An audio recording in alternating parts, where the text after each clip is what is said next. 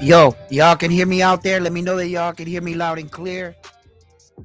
As I have recently, took everything apart and putting it back together. So let me know how everything sounds. I would appreciate that. Uh, Welcome to another edition here at Route One Sports Talk. I am your host, Edwin.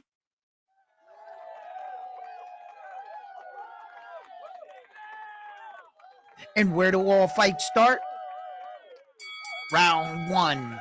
We have an amazing show for you here today. We're going to be breaking down some situations here and exposing the lies. Thank you for tuning in. Frontline Armando in the building. Always loyal supporters. How you guys doing? The floor is done the correct way today. And my man, what's up, brother? How you doing? Yang, you can hear me? Thank you, brother. Thank you very much. Well, I got the floor done. And to the guy that said, Edwin, you're an ex-boxer. You should have somebody do it. Real funny. This is the same floor I just did about a month ago or so. But I had no experience in it. The floor was basically floating. It was the boards were separating, and I didn't understand why. I had like a section of the room over here that I didn't have the right tools to cut. So it was just basically floating, and I was ruining it. So I called somebody that knew what they were doing, my older brother. He came here with all the right tools. You should see this floor. It looks like what I thought it looked like in my head when I first did it, right? It's amazing. But anyway, I'll show you some other time or whatever. We got to talk boxing. So, guys, and everything came out great. Everything is looking great. So, there are a few of my subscribers and a few people wanted me to break down certain situations that they were a little bit iffy about. Meaning, when I exposed MJ for not being the real mandatory, I mean, the WBA gave him a ranking, yes. They gave him that false ranking and mysterious mandatory slot, right? So people wrote back and said, well, it says on the website that he's ranked, the people he fought were ranked higher and lower in the division. How does that work? When I was explaining it. So here's one of the things I want to explain and put up on the monitor so that we could all see together, right? Because I tell no lies. I tell no lies, right? Okay. When we're talking about MJ, this is Akhmadaliev right here. He has 13 fights, 10 wins, 1 loss, 30 years old, right? Okay. This is how it goes. And I'm going to break it down to you in his own thing. And then we're going to go to the fighters where I told you what their rankings were, 58 and 88, right? The fighters that he fought. We're going to get to that. But I'm going to show you. You see where it says right here under his native country's flag? Right there? You see how it says he's number 1? Do you see the number behind it? It says 13. That means from his country, there are 13 registered fighters in this division. The division has 1,377 fighters. Out of 1,377 fighters in the division, he is ranked number 6 in the world. You see that little planet? That's the world. So in the world, at 122, he's ranked number 6 out of 1,377. From his countrymen, he's number 1 fighter out of his countrymen, and there are 13 registered fighters in that division from his country, representing that flag, right? Uzbekistan. That's the country that they're representing. That's the flag. I had to think of the name. Oh, it's right here. It's right here. Yeah. Okay. Now, when you go break down the last 2 opponents he fought, right? Okay. Here it is. Kevin Gonzalez, right there. When we go to Kevin Gonzalez's name, right? He's a Mexican fighter Out of all Mexican fighters in the world, he's ranked number 16 out of 279 Mexican fighters in the division. Once again, there are 1,377. He is ranked 59 in the world. So when you see this number right here on the bottom, and you say, no, he's ranked 16. No, he's ranked 16 among Mexican fighters in that division. His true ranking is 59.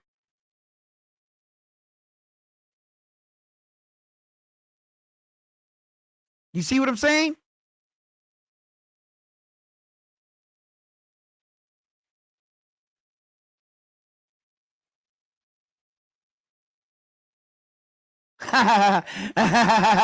Yeah, Mando. Yes, and we will expose this, and we will expose these lies. We will expose these lies, my brother, Jack, Bob Jack. We will expose these lies. So when the fans wrote me back, right?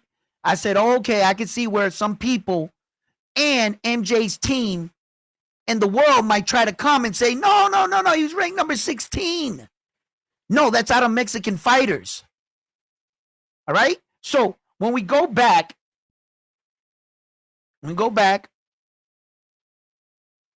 let's look at his very last opponent, which is Ricardo Espinoza. Here we go. We're going. Wait. Why didn't it just click onto Ricardo? Okay. What did I do? Okay. Here he is.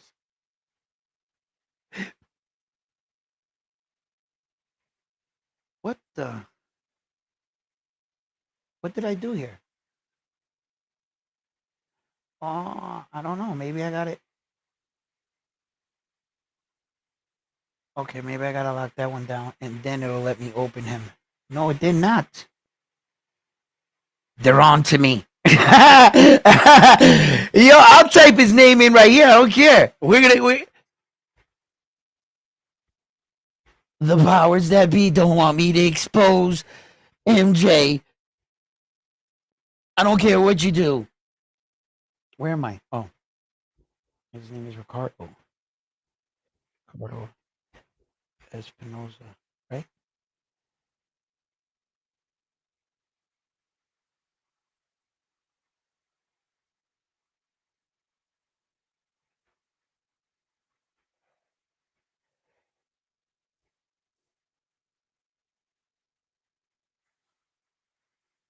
Right. Oh, there's a few Ricardo Espinozas up here. What the? Huh? Okay. Well, it must have kicked me out the system, then re-put me back into the system. Check this guy. Check this out, guys. This is crazy right here. Look at how the Box Rec has this. They have Usyk number 1, Naoya Inoue number 2, and they got Terrence Crawford number 3. That's messed up. Because Usyk's always gonna win. He's the heavyweight champion of the world. He's always gonna win that.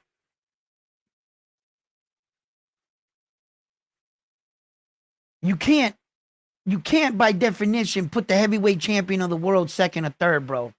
You just can't do it. If you do that, that'd be exposing what would you be saying about the heavyweight championship of the world if you don't make him number 1, bro? He has the most prestigious belt in all of boxing.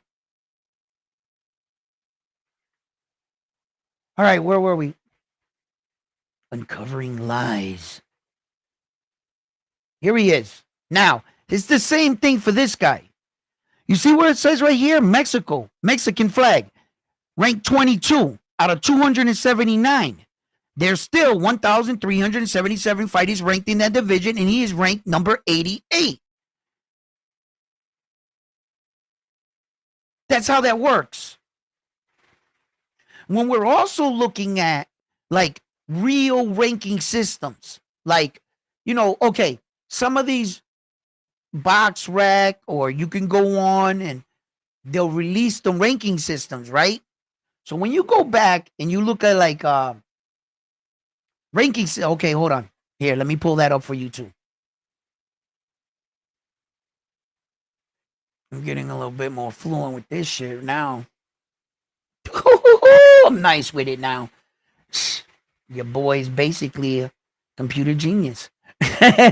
Okay, check this out. This is the 122-pound weight division. As you can see, Naoya Inoue has all 4 belts, and they have MJ here, the mysterious interim champion for the WBA ranking, right? Okay, now the WBA ranking is willing to do business with MJ and Ed Hearns, but they are the only game in town that will support his lies.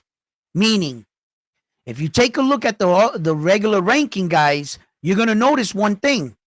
What you're going to notice is he is not ranked in no other sanctioning body. Here's the IBF.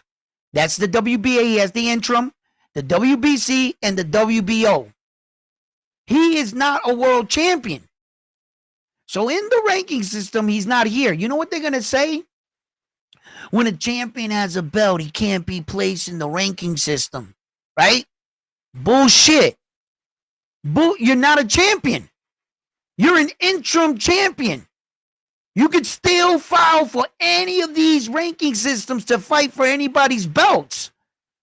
How many interim champions have you seen? We could go look it up right now. And I'm going to just to prove it to you, right?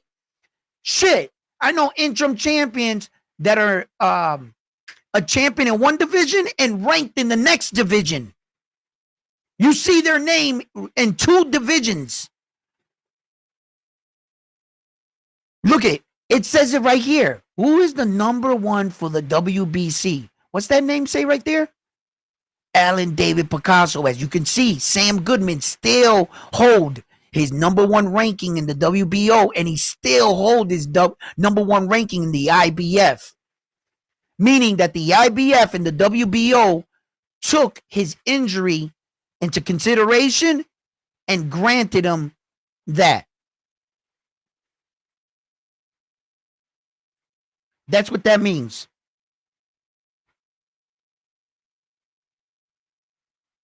Let me put up Naoya Inoue's true opponent date, June 14th, as you can see it right here, against Picasso. You know what I'm saying? Pick another asshole. Picasso. Pick asshole. Oh, shit. Yo, joke intended. Yo, that is, if you get it, you get it, right? So, here are worthy opponents. Marlon Tapales, worthy opponent. He already beat Lewis. Now, I always thought of this guy right here as the real WBA contender, right? Because to Akhmadaliev's false claims, you have Luis Pantera, Sam Goodman, Jose Israel Ramirez. You know, that's all for the WBC. Sam Goodman is still holding on to the number spot. Carl James, Martin, Price. I'm trying to look at guys that I think that could still give him a great fight. Look at, for Kim taking that fight on short-term notice, he never lost his place in line. As a fighter, the organization honored that. They honored it. He still kept his number 11 position for the WBO. So that was cool. You know, it's cool when you're a fighter that steps up to save the night and you fall, you lose. You gave a okay performance of yourself depending on the performance, but it's good when the organization doesn't turn their back on you and recognize that as like, up, you go down in the ranking. No. You were highly outmatched, right? You were highly outmatched and you took a shot. You took a shot. So it's cool when the organizations or the powers that be reward you. See, they should kind of like reward Yi Young Kim for that. And perhaps give him a bigger name a little step up in competition on his level, on his level. And if he's victorious, he can continue his career, you know.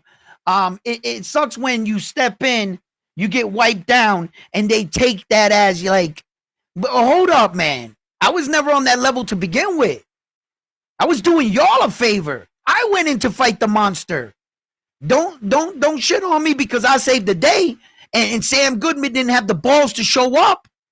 So I like that. I respect that they didn't bring him down in his ranking because he was highly outmatched. He was in way over his head fighting against Naoya Inoue. He was in way over his head.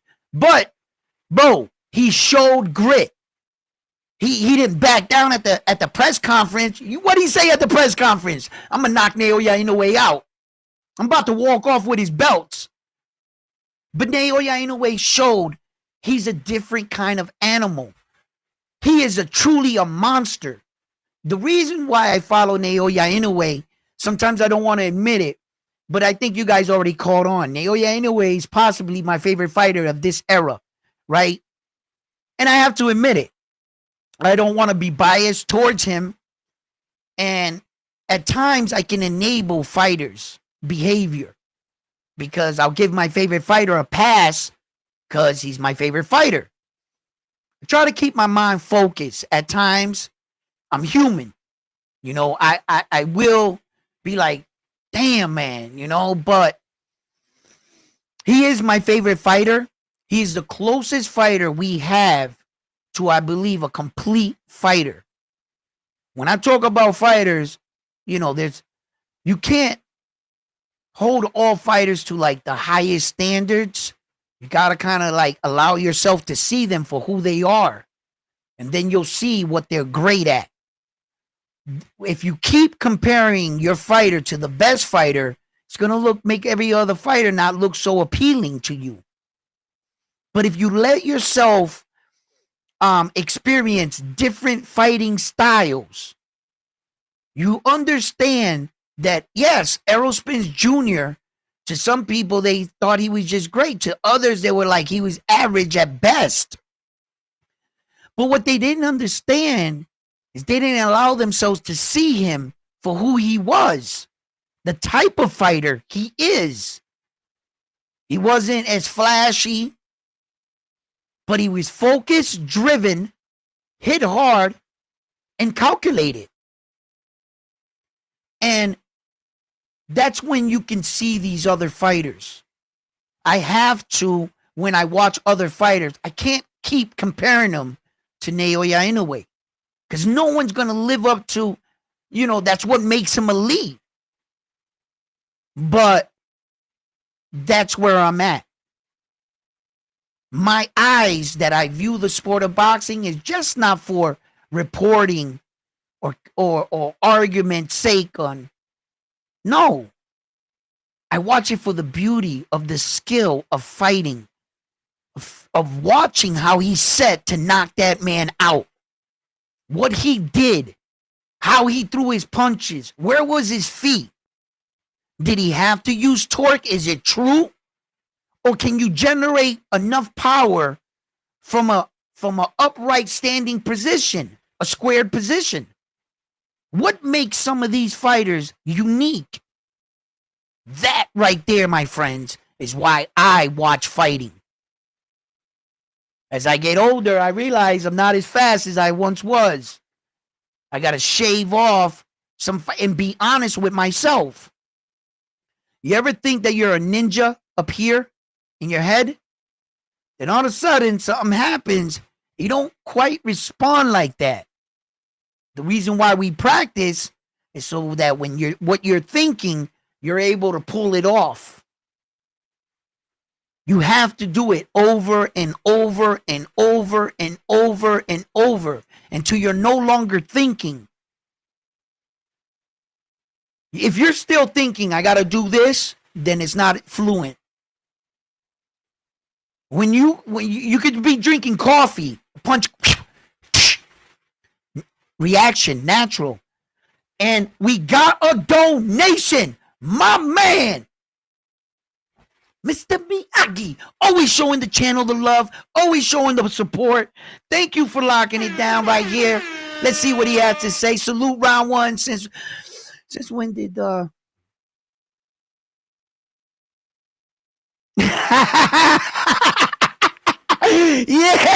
Since when did the 680 bodies start unifying interim belts?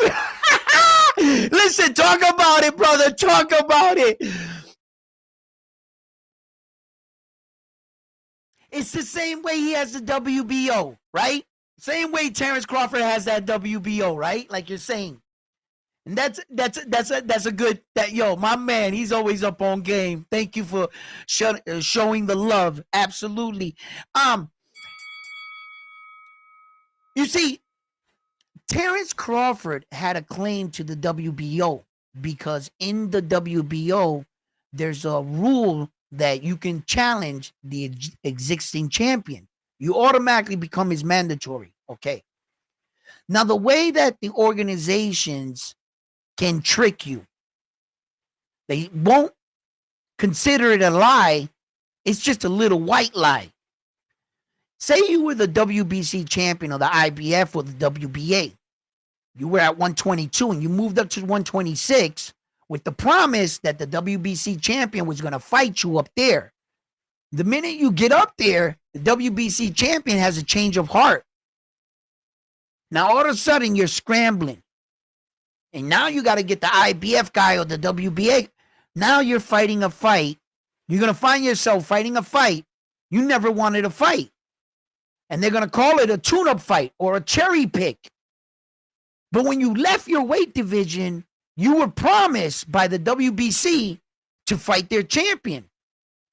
But since there's no law that has to force the WBC champion up there to fight you, at the last second, he can do a Loma, a Teofimo Lopez, and walk away and pay no price for it. Now you're stuck. The WBO grants you that promise that if you move up from there, one weight division to the next one, the WBO champion will have to fight you. In fact, he's your mandatory. What happens? Terrence Crawford moves up, and the WBO champion doesn't want to fight him. He doesn't want to lose his place in line, and the organization says to him, all right, champ, we're not going to get you to fight for the full WBO status, which at the time, I believe Tim Tszyu had it. He gets knocked out, loses it, right? So what they did with Terrence Crawford was to keep the promise. They say, listen, we're going to throw in the WBO interim at 154. You're going to fight for the WBA, we're going to throw in the WBO interim. Just to let you know that if you leave 147, if you win this fight against Murachek, Ismail Murachek, right? Muratai, or whatever, how you say his name. I got to get these names better. You know what I'm talking about. So if you fight with him up there, right? Our promise to you is the WBO interim, and from the WBO interim, we'll make you fight the champion. What happened? Sebastian Fedora gets the WBO, and the organization didn't lie to you. Now all of a sudden you find yourself in these fighters defending an interim belt 7 times. Tank Davis.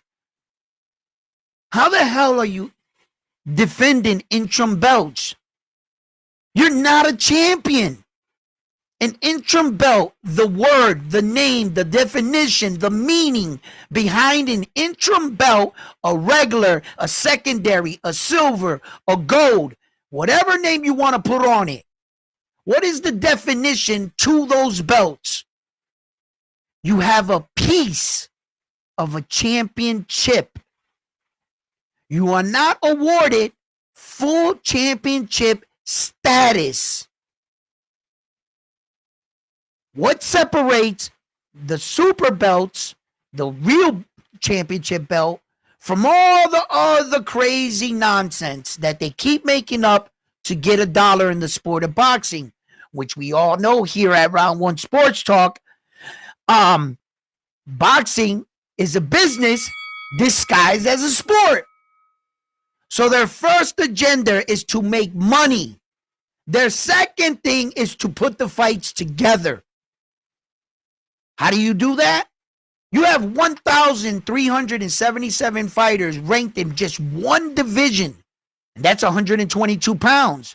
You guys should see the divisions that got 2,000 fighters, 3,000 fighters, in fact, in one division. Out of 2,000 men, you really think one belt can rule them all? You got 2,000 plus people trying to fight one guy, moving their way up. It's not going to work. When they made the 3-belt era and the 4-belt era, they lost their minds. Yes, they made all these interim, Lake Erie, Lake Tahoe belt, honorable. Yes. But when we're talking about the real champions, no. Because although on one side of me says, I don't like those belts, I want you to do away with them. If I was a boxer and I won one, I would be honored to have got an interim belt, a regular belt, shit, any belt, right? Because it would have proved to me that I was on that road.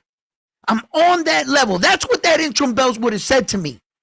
But in the very minute that I held it, and I swear to God, it's no sooner that I win an interim belt. I mean, it probably would have hit me right in the ring. I wouldn't even have to walk to my locker room, bro. I would have loved it in those 10 seconds, and I would have known right there in this minute, I have to sacrifice you. You're not what I want. This is not what I'm going to be. I like where I got, and I'm holding the belt in my hands as I'm talking to you guys. That's how it would be. I would know in that moment, man, this is beautiful. I got here. I want more. And in that minute, I would have gave that belt to my coach. Take it. Tell them I'm vacating it. Don't let them know until I walk out the room and shit. Let me have my moment. 30 seconds. Let them know I'm not defending that belt. I'm not nope. Let another guy get the interim. Let him feel what I just felt. Right? But that's not where I didn't get into boxing to become a multiple interim world champion. Unify all 4 belts like David the Monster Benavides is about to do at 175. He already got 2 interim belts. He said he's about to go fight, and he's calling himself a champion. He's about to try to go get 4 interim belts. Are you out of your mind? I see the situation. The guys got the 4. They beat him there. They beat him where Saul got him playing games with this man. I get it. But if those interim belts don't spell out, I don't give a fuck if you get, look, I don't care if you get 4 interim belts. It does not add up to 1. They're not, you can get 8 of them. They're not going to give you credit for it. So I would have known, you know what I'm saying? So out of all these men in the division, it is true. Let's think about this, people. Not every fighter is Terrence Crawford.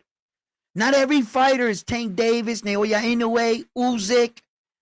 Not every man in the planet is born to be him. And there are some guys that love to fight. Ryan Garcia, Rolly, right? And boxing said, you might not be good enough, you know, to reach a undisputed plateau. All 4 belts. Rolly at least got a belt, a real one. But there are fighters that are just great. There are fighters that are good, and there are fighters that are elite. Boxing World said, just because you're great doesn't mean you should never experience being a world champion. So we're going to make these interim belts, have you pay sanctioning fees, but we're going to have you looking like a world champion. Boy, sometimes you can't tell these belts apart, right? I'm going to show you a real champion. You guys want to see a real world champion? After this video, I dare you, please do yourself a favor. Find this shit out. You love boxing? I'm going to teach you a little bit of something about boxing. Go get an image of Naoya Inoue right now on his last title defense in the ring with the picture with all 4 belts, or on the stage with Yi Young Kim. That's what I want you to, and I want you to zero in on just the belts. Oh my God. Those are real belts. That's a real champion. When you look at his belts, you're going to see the difference. You see the WBA? Look at these plaques inside of them. And go look at any other champions, except probably Saul, right? Usyk is starting to put some shit on his belt too. They're starting to get a little bit more tricked out. Go look at like any other of those young champions or new champions. Look at all Devin Haney's belts. When he was beat George Camboza in Australia, he had all 4 belts. He was up there with his dad like this, right? You're going to see that he had George Camboza's belts. He had the Tio fight in the plate. He took a picture with them. Then when he fought Loma, he had to put his own in it. All Naoya's belts, bro, they're remarkable, man. The belt gets stronger with every victory. Every victory he sends in, they put the plates on it, new little diamond things. Look at his WBO. Naoya Inoue's WBO belt. That thing is tricked out. It doesn't look like, if you really like, you'll see the differences and the subtleties, like in the interim. Sometimes the WBO have the interim where right here, or the youth champion, it'll be in here. They won't be no red diamonds, no red rubies, and they won't have these diamonds on here. As you win more and more and more, they put the diamonds right here, the red diamonds in here. These plaques start to get filled up.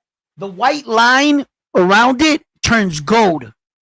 Terrence Crawford's WBO 147, the reason why that belt got so big, right, was all the title defenses he did trying to chase Terrence Crawford.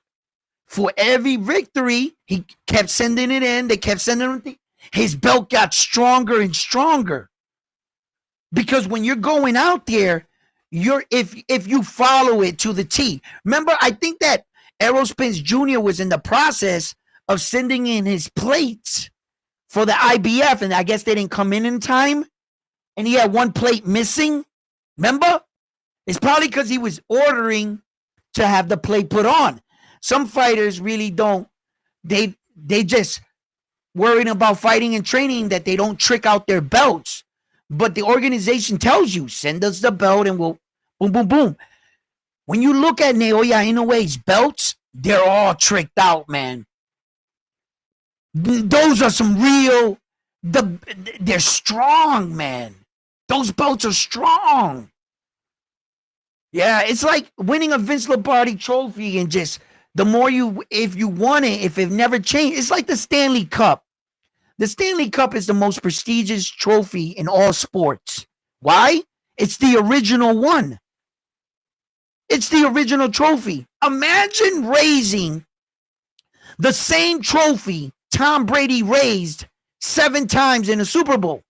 If it was the same one. When Patrick Mahomes raises it, he's going to know Tom Brady touched this trophy, this specific one. Not a replica, not a different one. It was this one he held. How prestigious would that trophy be? The Stanley Cup understood that. When the Stanley Cup started out, that thing was like this big. It was just a bowl with like one ring. Every year when the team wins, everybody's name, including the water boy I hear, are all sketched in the side. They put another plate on it. That Stanley Cup throughout the years has been getting bigger and bigger and bigger. But it's the original trophy. So I can imagine what those hockey players feel like when they win the Stanley Cup.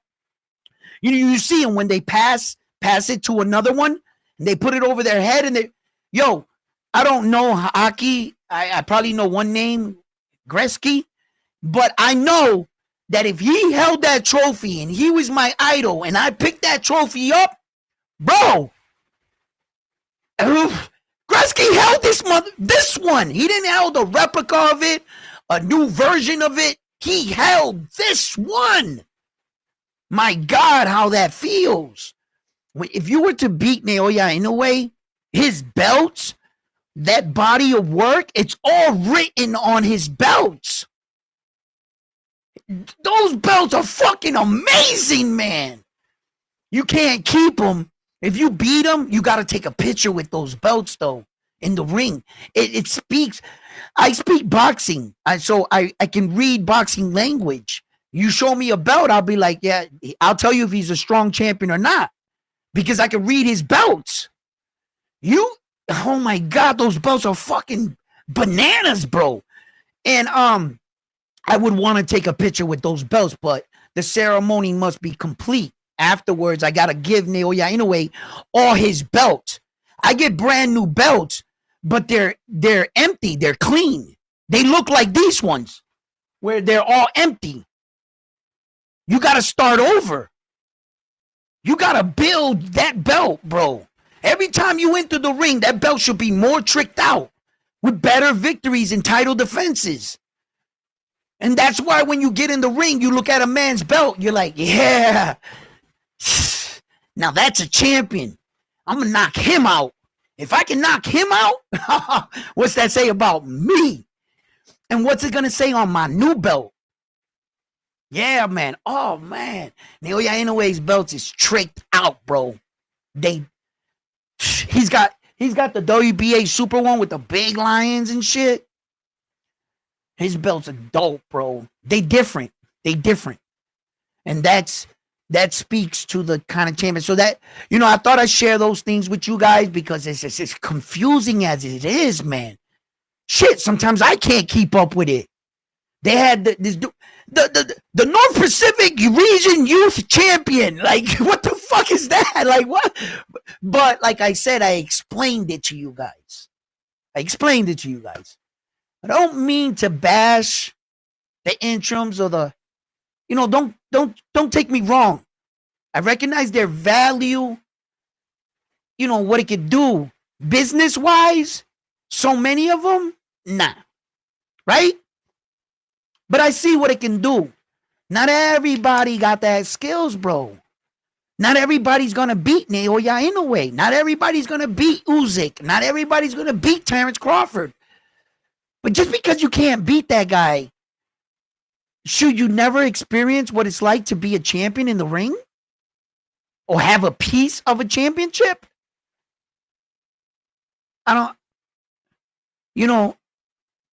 Just like I don't like those participation trophies, that little era. I didn't like that shit.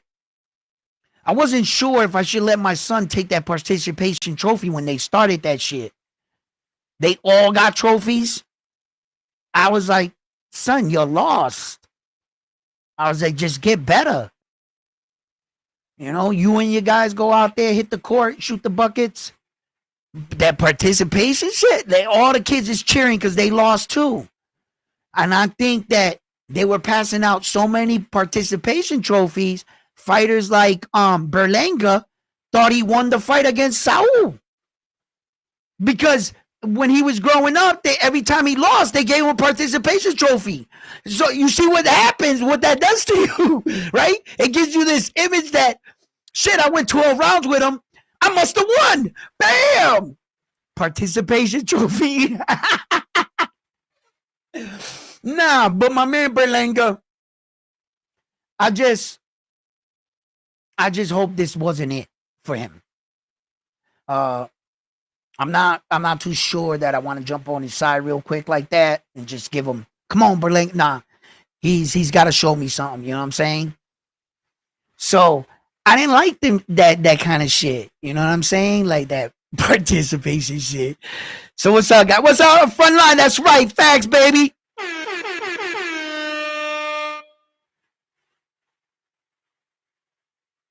He was exposed by Jose Valenzuela from what? Climbing. Oh shit, the thing moved up. Where'd you go? Okay, climbing MJ weak to the body.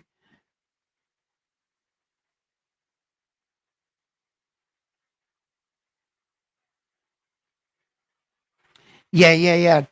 What's up? I will let me go up then.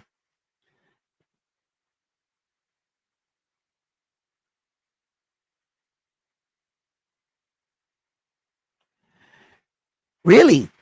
I would be pretty confident that Goodman and Picasso would beat MJ. Give Naoya Inoue credit for facing better opponents. Now, here it is.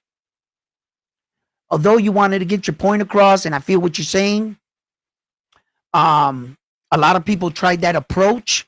I'm not trying that approach. That triangle theory of he beat him, so it spells out he should beat him. I'm not saying that. I don't care about any of that shit. I'm saying straight up, Naoya Inoue would bust all their asses. I'm saying straight up, he would beat MJ. There was no doubt in my mind. And oh, he's ducking him, blah blah blah, bro. How is he ducking him when I bet you the day of the fight you got Naoya Inoue, right? A lot of people try to use that triangle theory. Since Marlon Tapales beat MJ, that and since Naoya Inoue beat Marlon Tapales, that it would spell out he would beat MJ and at least give Naoya Inoue for better opponents. There's no if. There was never an if in my mind. Maybe in the other people's reporting. But Naoya Inoue has always been fighting top-notch competition. He's always been fighting the best after the best. And there is no triangle theory in my way of thinking. I never said, to the other people, answering like, I'm not saying this to you directly, my man. I'm just saying to everyone that was saying this, that I never said just because he beat him. No, there's no triangle. I'm saying straight up, he will bust your ass, and your ass. You guys had no wins in my head anyway. Neither did Sam Goodman, MJ, none of them. None of them. I'm not going to do that. You see what I'm saying? So MJ's just trying to slide his way in with his and his promoter, Ed Hearn, is doing the great job.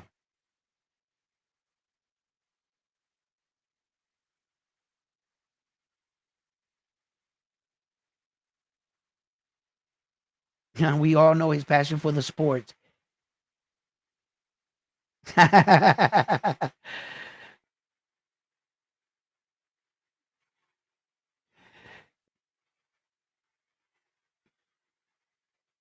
Yeah. Secret dance move. Nah, I I see what you're saying, but it just tries to open the door to all these guys to have these weak arguments about something we were never in denial with. You know what I'm saying? We never thought, no, we're just saying straight up, he will bust his ass. That's it. Price moved up to featherweight, hoping to fight anyone, including Cool Boy and hopefully Naoya. A lot of these guys are looking for these big fights, and that's what they should do. Whether they are, on their level, doesn't matter. They're trying to get these fights. Stephen Kubo Fulton, I think, is in a collision course once again with Naoya Inoue. I'm not sure if he'll welcome the fight. That I would have to see. That will determine what you're built like. You know, what, you know, what are you willing to do? Okay. So Stephen Kubo Fulton, after losing to Naoya Inoue in the first fight, he said it wasn't him, it was me. So if it was really you and you know what you did wrong, did you make the corrections, then you should have no problem signing up to fight him. Shall he move up to 126? Now, Naoya Inoue is reported to fight David Picasso in Las Vegas. And then it's rumored that he would fight MJ after that, with this mysterious ranking that the WBA organization gave him, which I reported this to you guys, and I said that Naoya Inoue and Bob Arum and them felt like your number one status and claim to my belts it was not legit. You didn't really earn it the noble way. The way you're trying to do it is you're trying to talk your way into a big fight. You know, and sometimes we got to, honor these fighters for not feeding into bullshit. There were a lot of times I questioned Tank Davis, but I also see the machismo side and his arrogance, where that Tank Davis would say, didn't you just say you didn't need me? Now that we're signed to fight, beg me for the fight. No, you're not going to beg. I don't need you. And egos clash just like promotional companies clash in this sport. Tank sometimes out of frustration, maybe, he didn't sign to fight some of these fights. Because maybe at that time, Tank really didn't need them. I think as for legacy now, he's getting older. I don't know. Sometimes I have a habit of speaking for these fighters when I really don't know what their vision is. You ever heard of a lie? You ever heard of somebody saying something they didn't really actually believe in? Just because they get on a microphone and say, yeah, I want to fight this guy, this guy, this guy, behind closed doors, that's not their vision. So I don't know what Tank's going to do, but let me stay reading your comments. Secret Dance Move seems to be typing articles here. I love it. So let me read his articles. Remember when BF did his Naoya Inoue breakdown, he didn't know guys like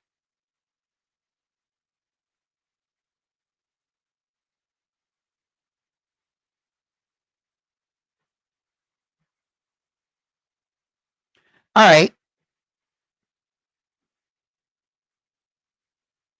Well, thanks for clearing that up, Silent Dance Mood. Well, when BF did his breakdown, right?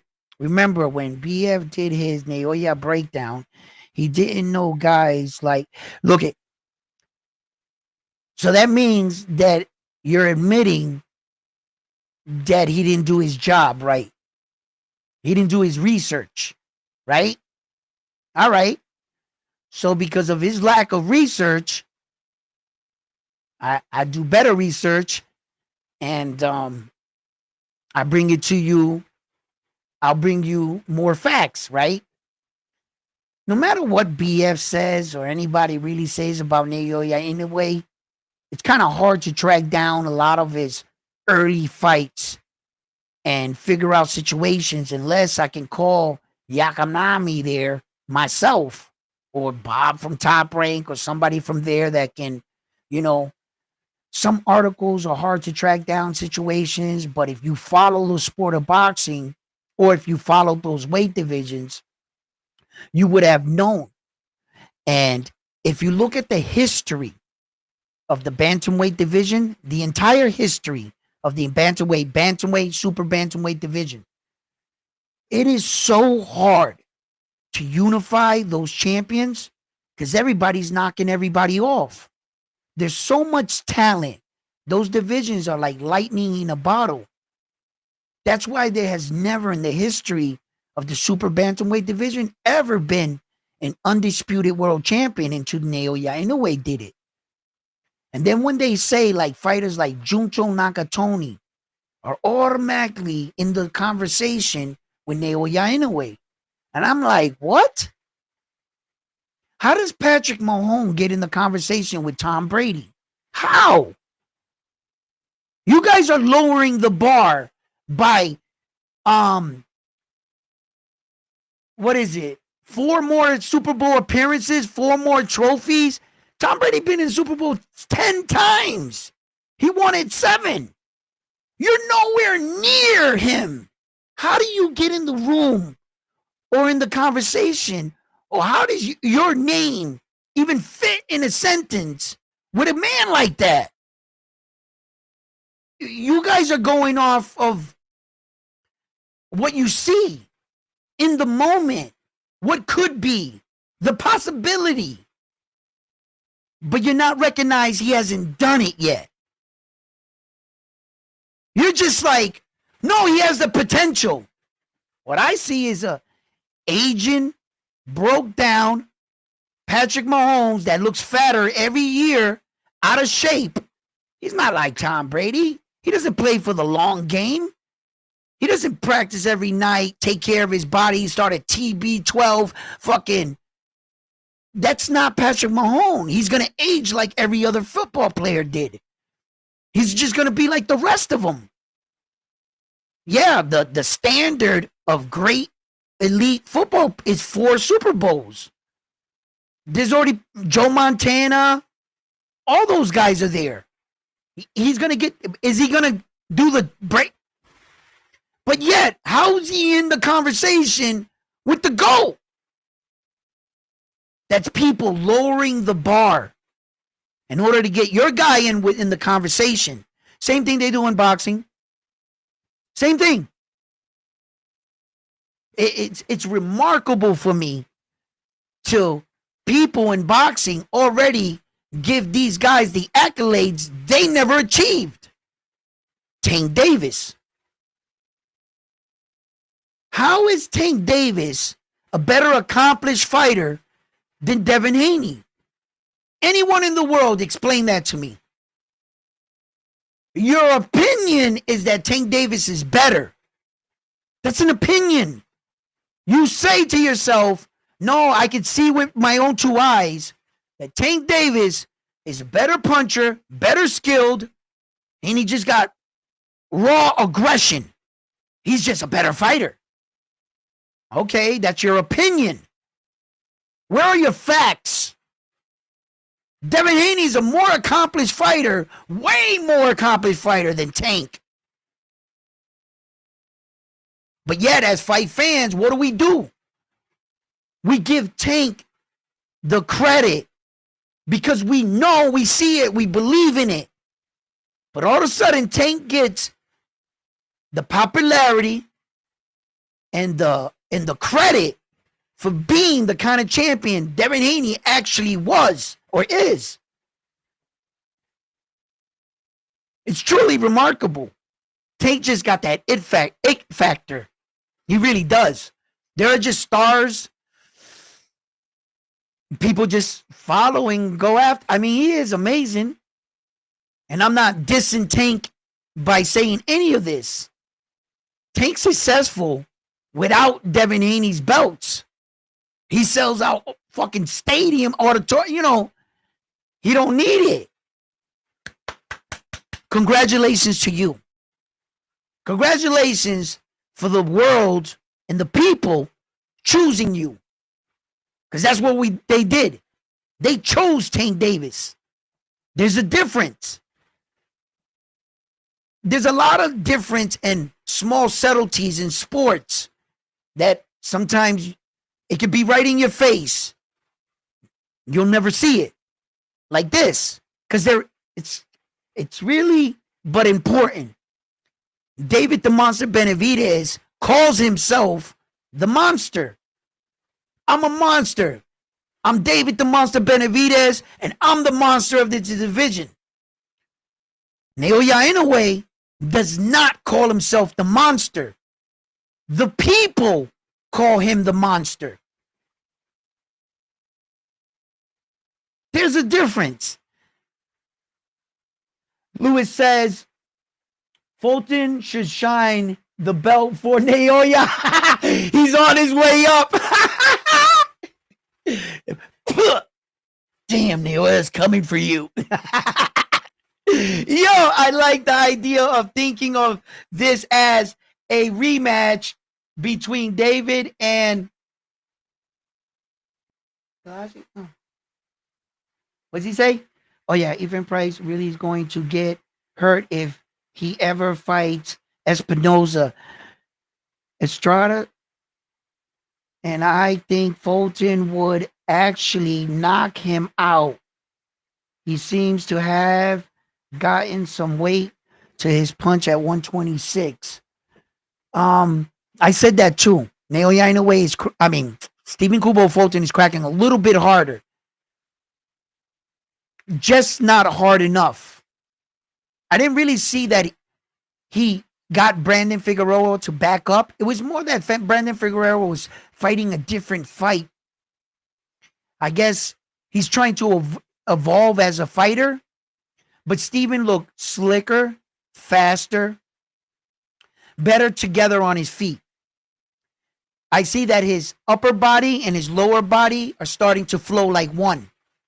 He had this thing where like he would punch and he would like have to like, think his feet to move like that. A lot of fighters are there. There are not a lot of fighters that flow, right? Steven's starting to flow now. Even when he got dropped in that fight against Castano there, what's the name? Castro. Even when he fought him and he got dropped, I think he looked good in that fight, Stephen Kubo Fulton. I liked the way he was moving. He gets dropped. Yo, he was laying flat on his back, bro. I thought he was knocked out. He like rose up, man. Shook that shit off. Came back. Composed himself. Fought well. Fought very well. I think if a fight was to happen with Naoya Inoue and Stephen Kubo Fulton, history shows that if you fight Naoya Inoue twice, it's worse for you. The guy that's on record right now for getting Naoya Inoue the best fight in his life and hurting him the most he's ever been hurt in a fight was Nonito Donaire. And he's the only man that was able to secure a belt and rematch the Japanese superstar. He's the only man that did that. And in fact, the next time they fought, the rematch, it was brutal. He knocked that man out like Jesus. His legs were like he doing something else. His upper body. At some point, it got hard to watch. I was yelling into the TV, Donaire, run, run, Donaire. I was like, Donaire, cover up. If they believe me, if there was somewhere in that ring Donaire can run and hide in, he would have. If there was like a tent in a corner, he just zipped that bitch up. Naoya would have walked up. No Donaire here. No, he's not here, bro. Some of these fighters look like they just need a little bit of time. He doesn't give you that. Naoya Inoue, like he's really in that samurai shit. And at one point, I really thought that would come and bite him in the ass. They're too honest, sometimes predictable. If a fighter can take his punch and put on a good acting performance, meaning they need to give you the Academy Award for the performance you put on in the ring type shit. But then Naoya Inoue hit you with a shot that normally he believes really hurt a guy. You start wobbling, I can guarantee you he's coming in through the front door. Naoya Inoue. I can guarantee it. He gives everybody that opportunity. And almost every fighter caught him flush. Jason McDonald, Maloney, Donaire,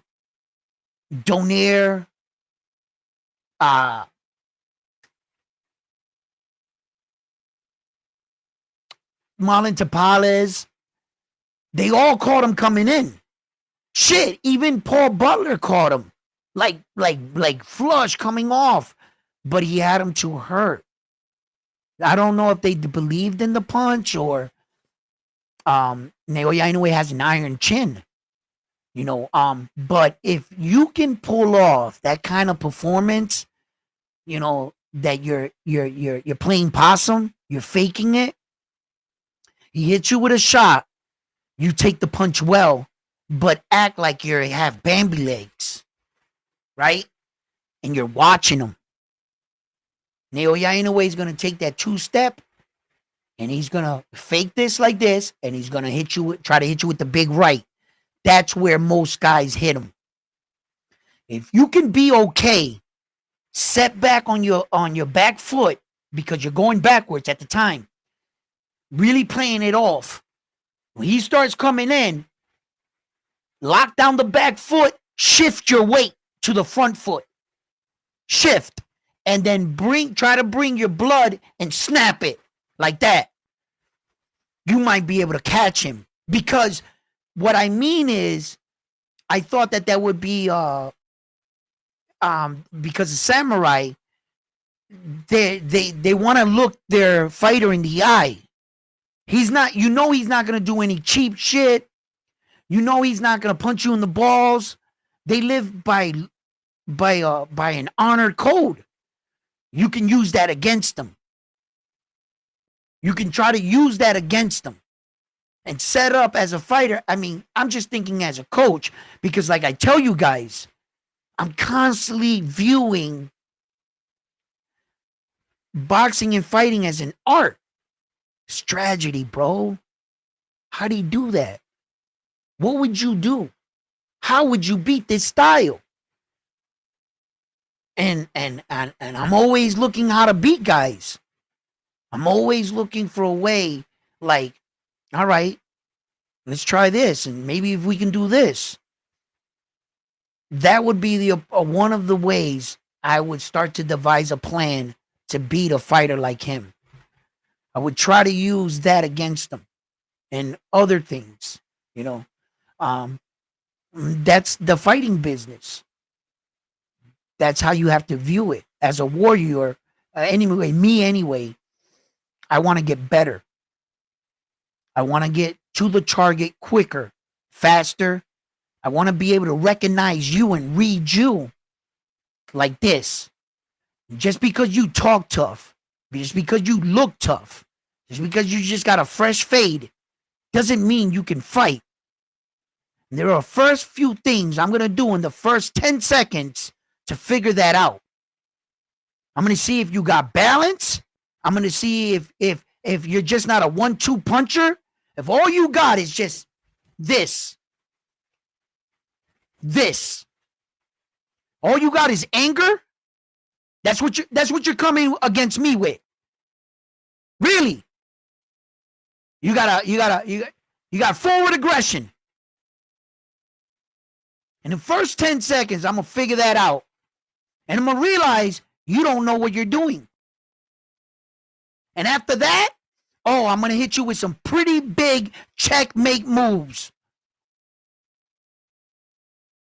If I see you're smart, you have some kind of fighting, you set back, your guard, the way I go in, you fade back.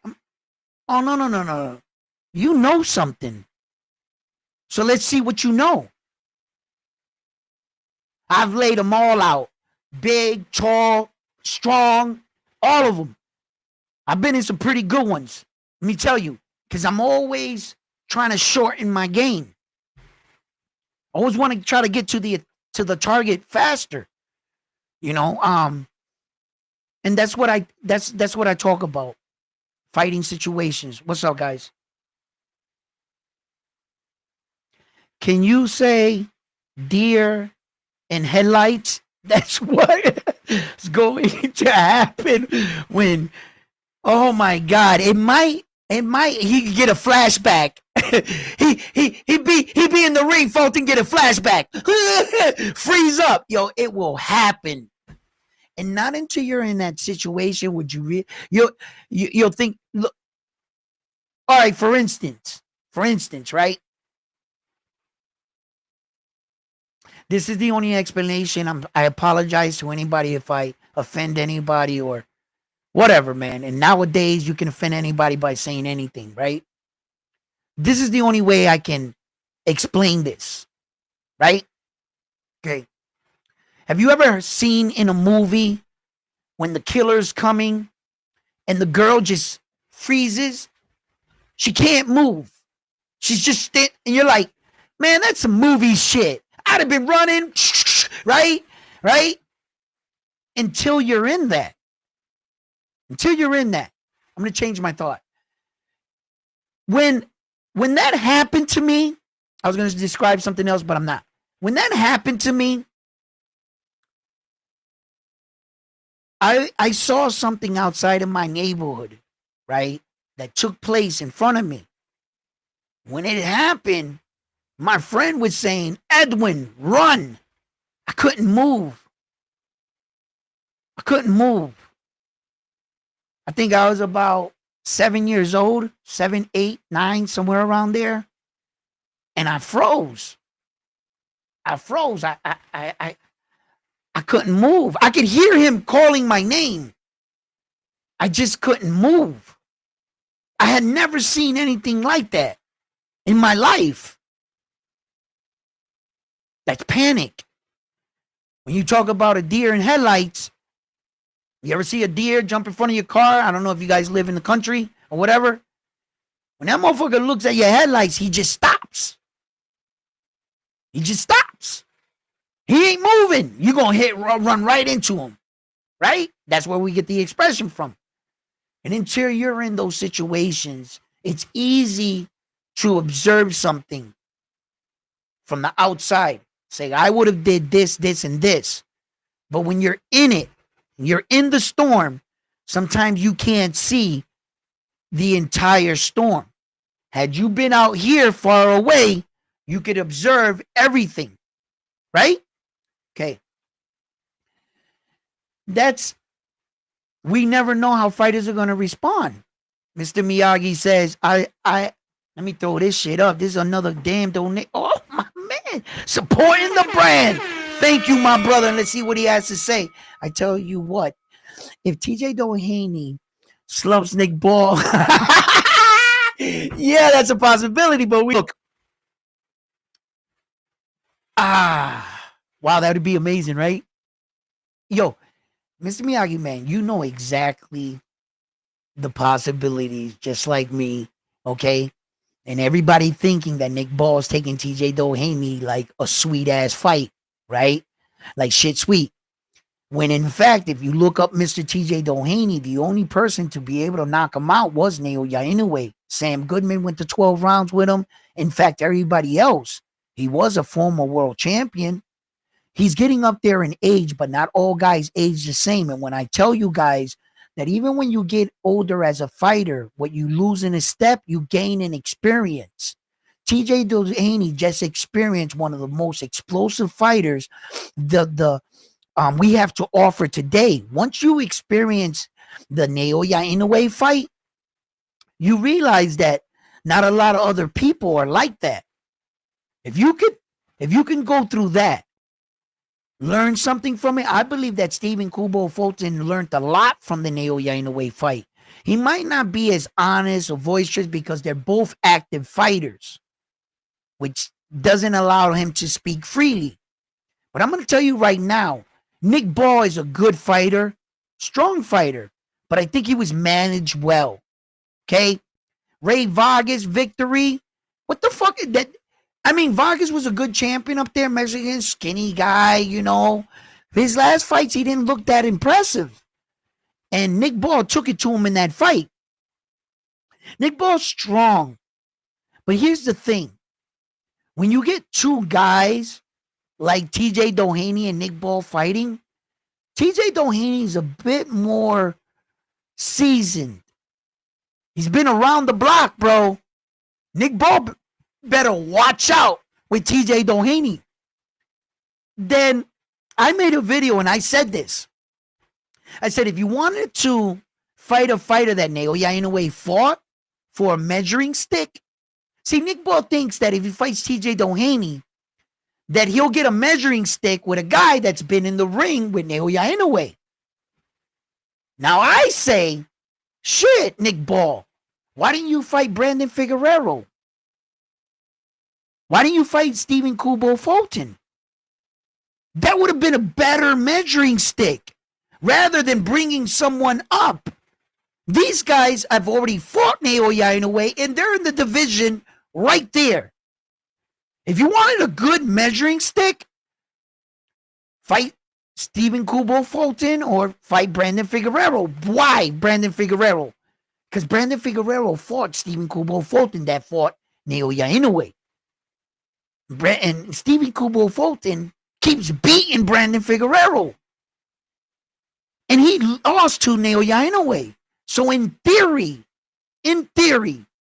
shit, if you can beat Brandon that keeps losing to Steven that lost to Naoya, and if you really wanted someone that was in the ring with him, Stephen Kubo Fulton. He's already in the division. It would have been great. Why? He's slick, fast, elusive, better fight. And Naoya Inoue beat the brakes off that man where that man didn't win a single round against Naoya Inoue, Stephen Kubo Fulton. So, Nick Ball, if you can beat Stephen Kubo Fulton and not let him win one round, you got a measuring stick. You can't say if you knock him out earlier, measuring stick. I got to him faster. That's better. Oh my God. If TJ Doheny goes up there and pulls off and knocks or outscores or beats Nick Ball at 126, what would that say about Naoya Inoue's competition? That when they say that Naoya Inoue is not fighting these high-level competition guys, then why are some of you guys avoiding some of the guys he fought? Because are you going to say Nick Ball couldn't fight Stephen Kubo Fulton at any time? Are you saying he couldn't offer him the shot at that belt before Brandon?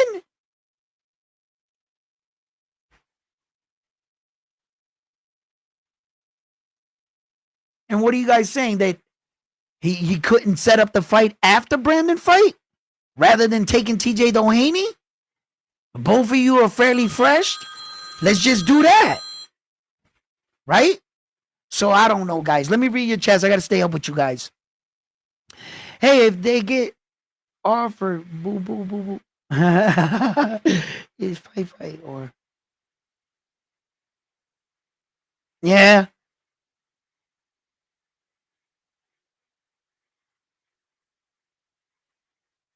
Ronnie Rios showed how to slow the fight down with Nick Ball. You gotta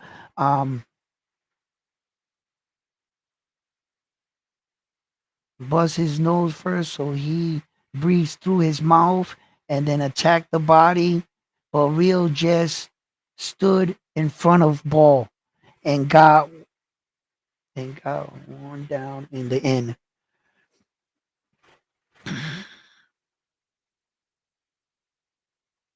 That was a good fight. I mean, it was a good fight, but I just can't say you have to break his nose to beat him, right? But it worked when he was breathing out of his mouth. He kept going like this, like that, and you could see he was taking deep breaths and stuff. I think what happened there is that the pressure that Nick Ball put on Rios really tested his cardio. In order to pull that style off and keep that pressure on Nick Ball. See, there's a point in boxing, there's another part where the fighter has to be okay with the situation. You have to embrace it, the moment.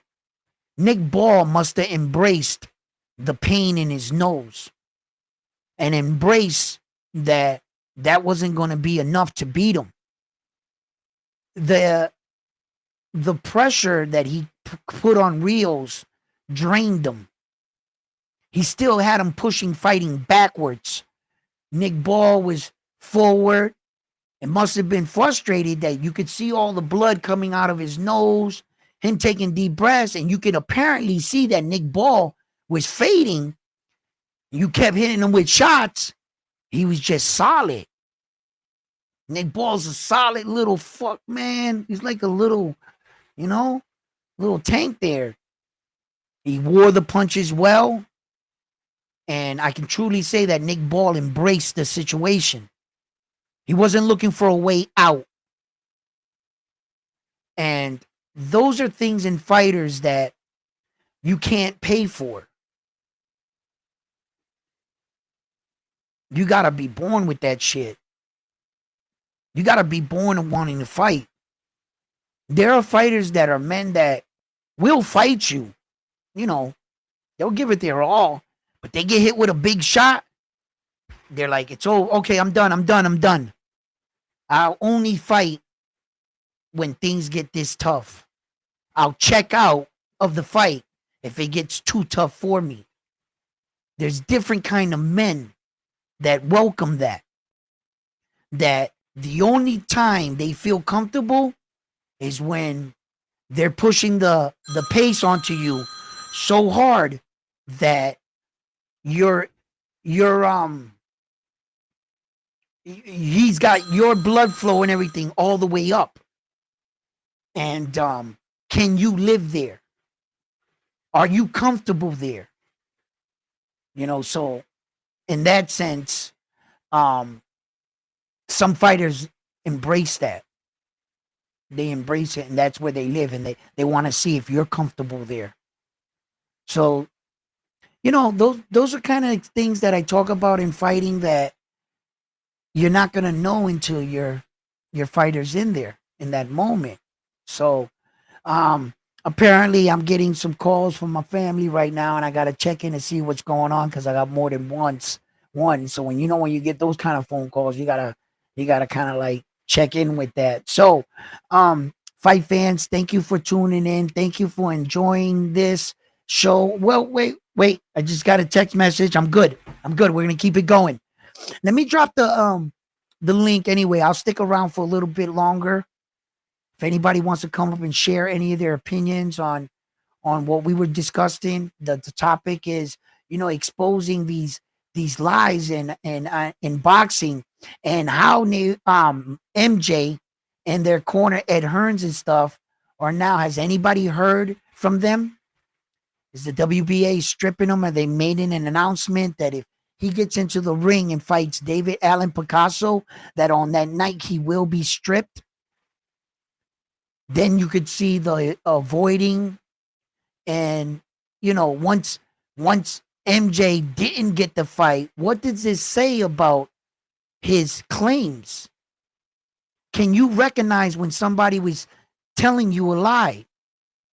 Can you also recognize that when someone's full of shit? And everything that Ed Hearn said, and Naoya, Inoue, you ducking me, made that video. Why ain't you worthy? Why didn't you get it? Rightfully so. David Allen Picasso, the WBC, don't play. They're next in line. You got 50 viewers. You can't stop now. We can't stop now, huh? Absolutely. But that's what we were talking about. And we see that, bro, them dudes were full of shit. MJ, they were full of shit. But I do like what Ed Hearn and those guys did. Because of him calling out Naoya Inoue and calling out the sanctioning bodies, did it reveal the order of things.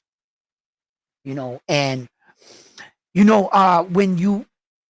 when you see this and you start to break it down, like I said, in the ranking system, shit, no other organization has him ranked. Because it seems like the one that he's that they're willing to do business with him is the WBA, which they're desperate for champions. The WBA. Who's the best WBA champion right now? Unless they're unified. Just one guy that has Tank Davis. Tank Davis. He's the best WBA champion. Why does Tank Davis fuck? Shit, it's just like a domino effect. It just keeps, and it keeps opening my. No wonder he's with the WBA. Tank. I think I figured that out, but every time it hits me again, I'm like, oh, okay. Because you're definitely not messing with the IBF and their 10-pound rehydration claw, right? That keeps you honest, right? And why isn't he going with the WBC like Mayweather? Mayweather was in his corner. He should have been rocking with the WBC. But the WBC expects a lot from you sometimes. The WBC wants you to do WBC shit. But in the WBA, you be a superstar. You can tell the organization what to do. They're easier to work with, I think. And they need superstars. Rolly being one of their champions, it's not going to cut it.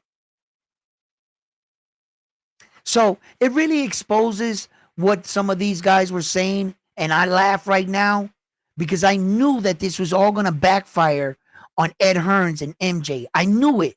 I knew it. I was just sitting back and I was just like, watch when he don't get this fight. You know, because they try to do it the dishonorable way.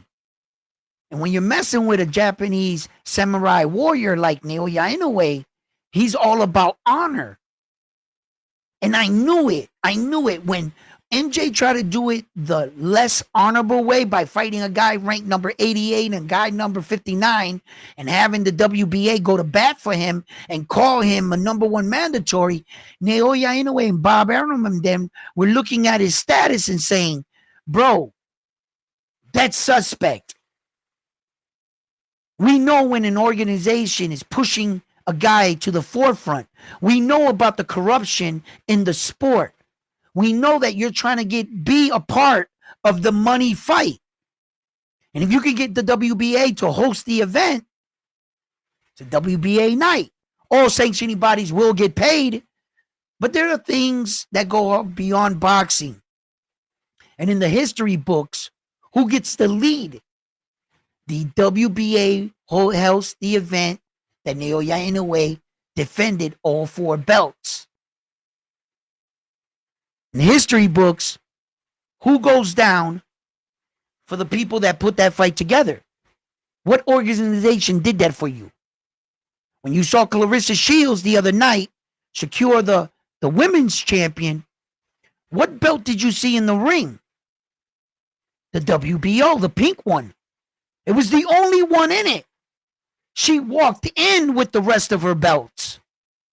Who's getting credit for hosting the night? What organization? You don't all 4 get credit. That's not how that works. The WBO got credit. That was the belt that was on the line.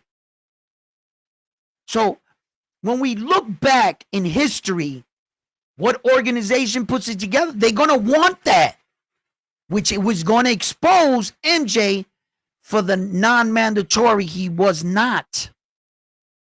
Those were all lies. Naoya Inoue at no point did he ever try to avoid or duck MJ.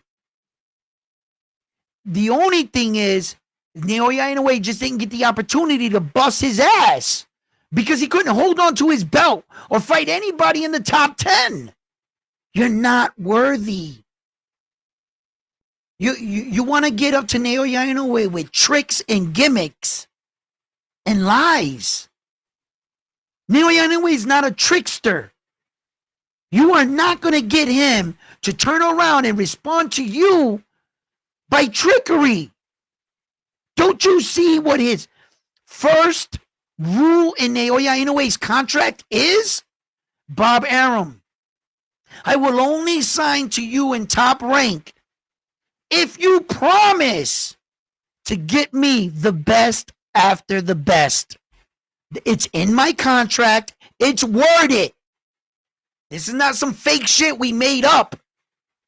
This is a request by Naoya Inoue.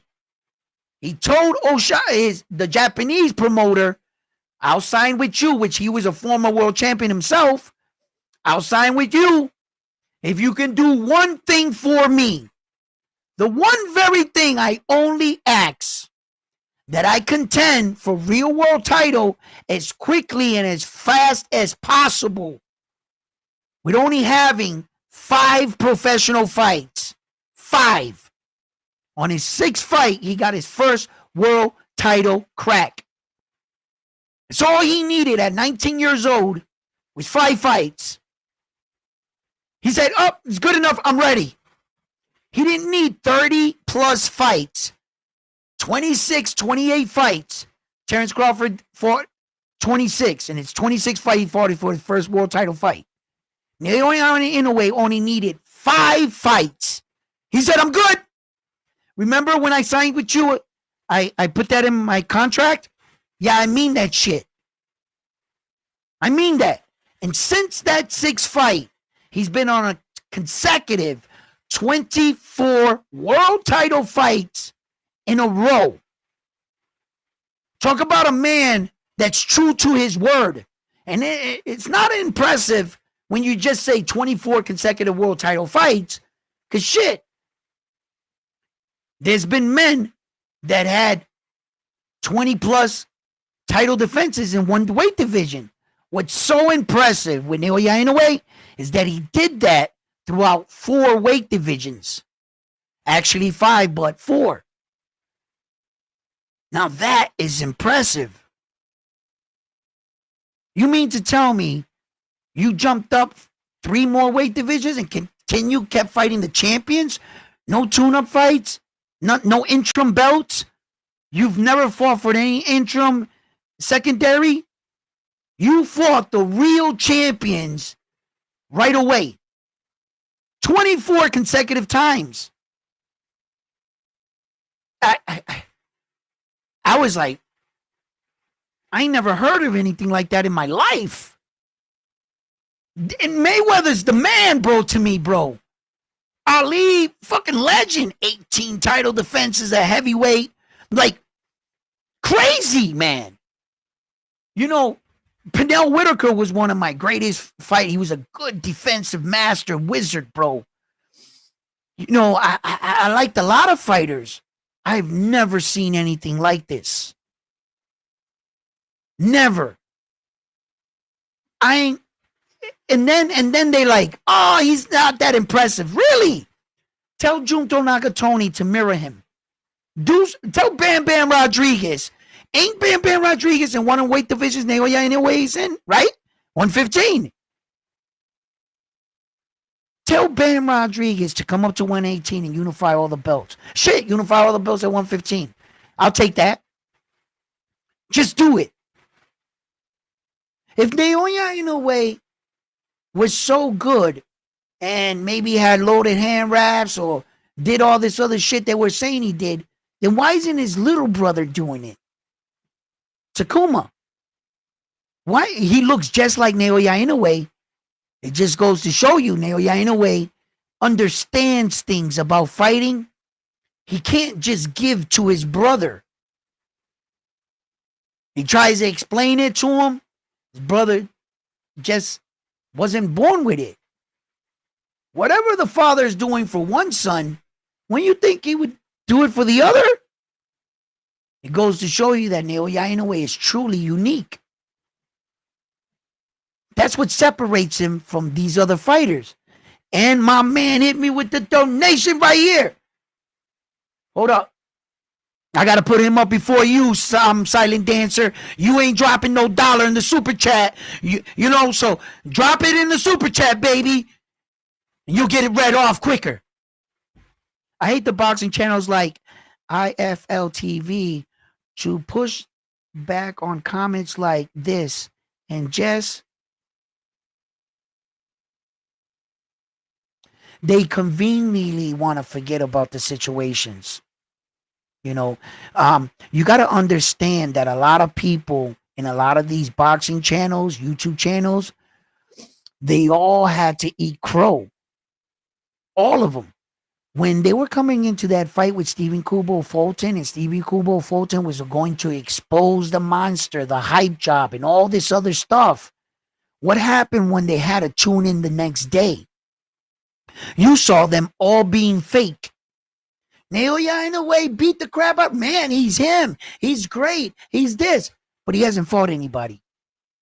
What are you talking about? He hasn't fought anybody. If just before the fight with Stephen Kubo Fulton, he was somebody. After the fight, Stephen Kubo Fulton was nobody. Let's just keep it funky. Then they said that the American slick style would be performed and pulled off. It can be performed, but Stephen Kubo Fulton doesn't perform or pull it off the best way. That's what they said. But going into the fight, the monster was done. Shit, I didn't read this message up here. I hate doing that. It's not mandatory until the governing bodies issue a deadline by when you have to defend the belt. That works for one belt and two belts. Those kind of rules like that, yeah, it does. For 4 belts, it's a different situation. There's more that involved, more sanctioning bodies. They're all involved. Watch. I'll explain in a second. If the governing bodies do not enforce the mandatory position that's on the boxer and their promotion, not the champion, well, we're gonna talk about this. Okay. I'm gonna have to break down silent dancers things.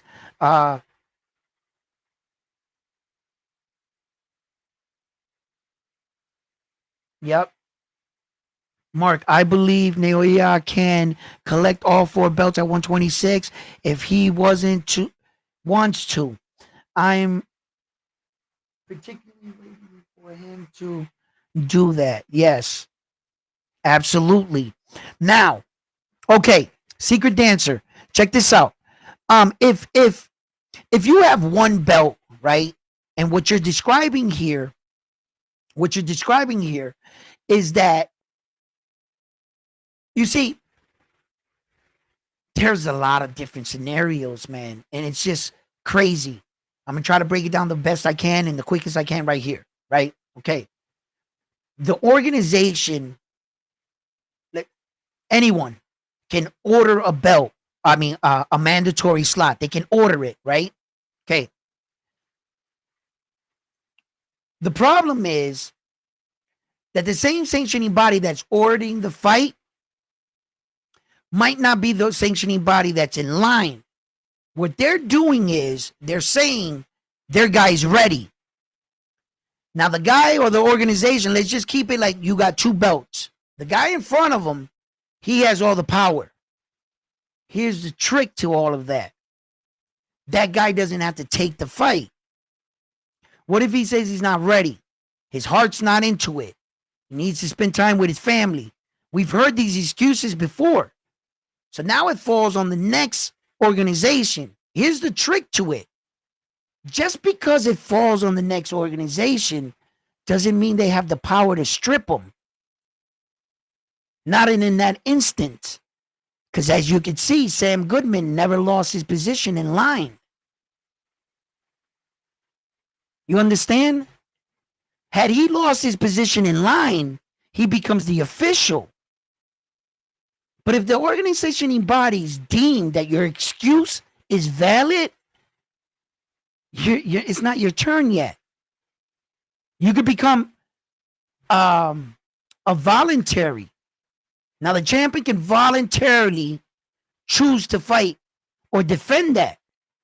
But one thing is not going to happen. You're not going to get stripped.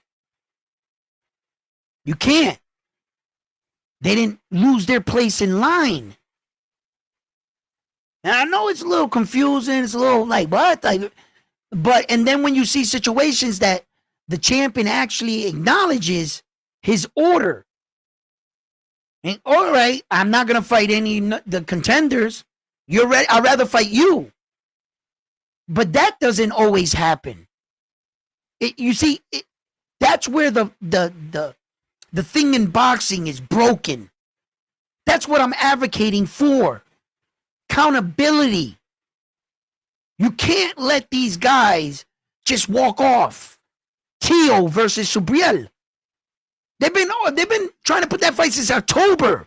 Bro, my man legitimately got up and walked out. Vasily High-Tech Lomachenko. Bob Arum was saying negotiations were going great. The next day I woke up. What happened? Loma just got up and walked out of negotiations. His heart's not into it. That's where the confusion lies. Now the IBF had to find out and talk to Vasily's team. Yo, Vasily, are you going to still represent our belt? He said, I need some time. Organization felt like their champion was credible. They were going to back him up. Sometimes the organization says, no. You know what? You're full of shit. Give us our belt. We'll go get another champion. When the IBF stripped Terrence Crawford, which is going to go down in history as a strip, because he didn't vacate that belt. That's bad when they strip you as a champion. You know, that's like an F on a report card. In college, school, whatever, you know, you got an F, my man. Don't allow these organizations to strip you and to put that, because that's going to go on your record, man. They stripped Terrence Crawford and gave the belt to Jaron Boots Ennis. Why? Because the IBF was smart. The IBF saw that Terrence Crawford was never going to defend those belts at 147. They were just sitting on a shelf for a year. No one at 147 achieved their dream of becoming a world champion because Terrence Crawford held up the entire division. He was never going to fight. Did he ever defend the belts at 147? No. Where was his next fight? 154. So why was it all the way until just like 4 months ago, 6 months ago, Terrence Crawford was officially still noted as the 147-pound champion for 2 of the belts until he officially vacated them. And they upgraded Mauro Barrio because that was Terrence Crawford's belt. Mario Barrio was the interim for how long? Terrence Crawford still was honored by their organization. And it's confusing. That's why I got to stay up on it. Because not every situation is the same with these belts and organizations. It's not. Sometimes the organization will back you, Saul Canelo Alvarez. Sometimes they don't feel like you're good enough to back Terrence Crawford because as long as those belts sit on the shelf, none of us are getting paid. That belt is not entering the ring at 147, getting any exposure, and the organization ain't receiving no money. You mean to tell me we can take the belt from Terrence Crawford that we already see he's not going to defend them, and we can put him against the next rising, promising superstar, Jaron Boots Ennis? Fucking no-brainer. Let's go. Here you go. More money, more money. Go get him, boy. Because he came to his job, Terrence Crawford, and told us he wasn't going to work.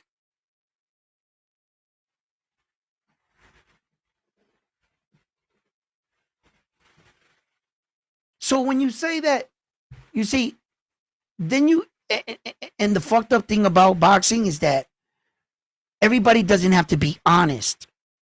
All the sanctioning bodies, all the organizations, they don't have to be honest.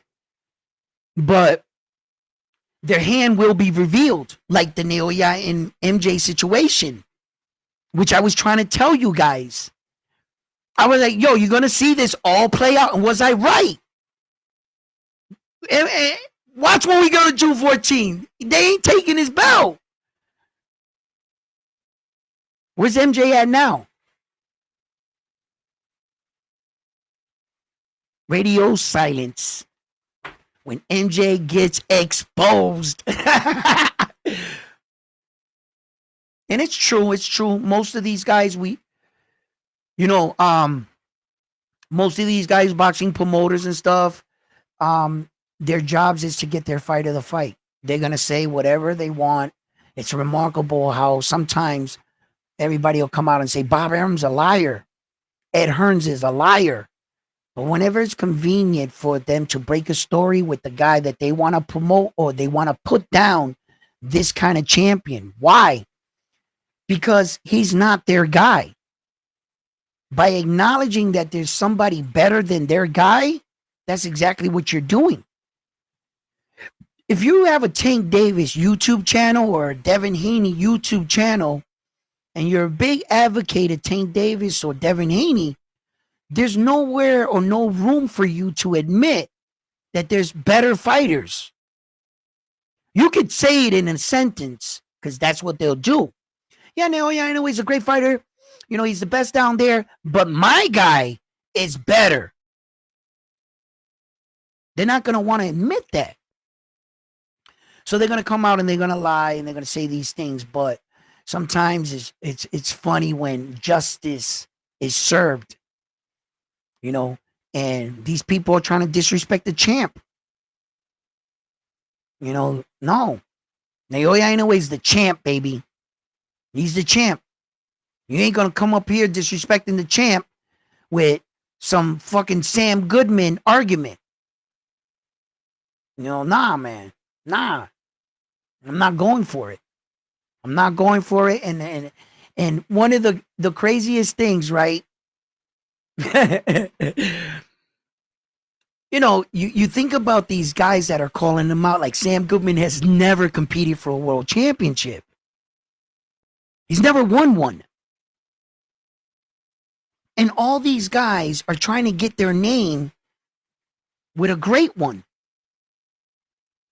All of a sudden, you know, but, you know, competition aside, you have to have somebody to compete against. So honorably, when they do make their way up, I believe they should be granted.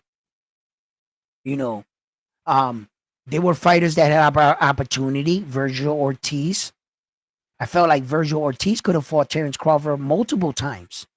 I felt like William Cepeda could have fought a lot of the champions. I feel like a lot of these fighters could. One of the fights that I believe that potentially could be a big fight and could be a monkey wrench into this whole equation, it just slipped into the back of my mind here, was that maybe we might not even get Naoya Inoue fighting against MJ.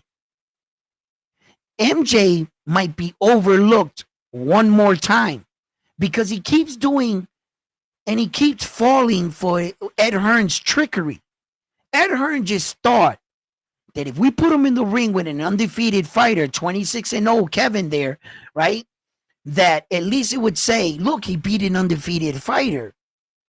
And nobody would check his credentials or where he was placed. He just said, I'm just going to say it for you. And since he got the WBA to play ball and award him that #1 mysterious ranking, Ed Hearn said, I do this, MJ. I do this. Let me dress you up rightly. Here, put on these heels. Put on this dress. Here, put some of this on. Come on, you're going to look real pretty. And I'm going to sell you to the people. And I'm going to have the world believing Naoya Inoue is ducking you. And if we could put enough pressure on Naoya Inoue, then he's going to do what all fighters do. He's going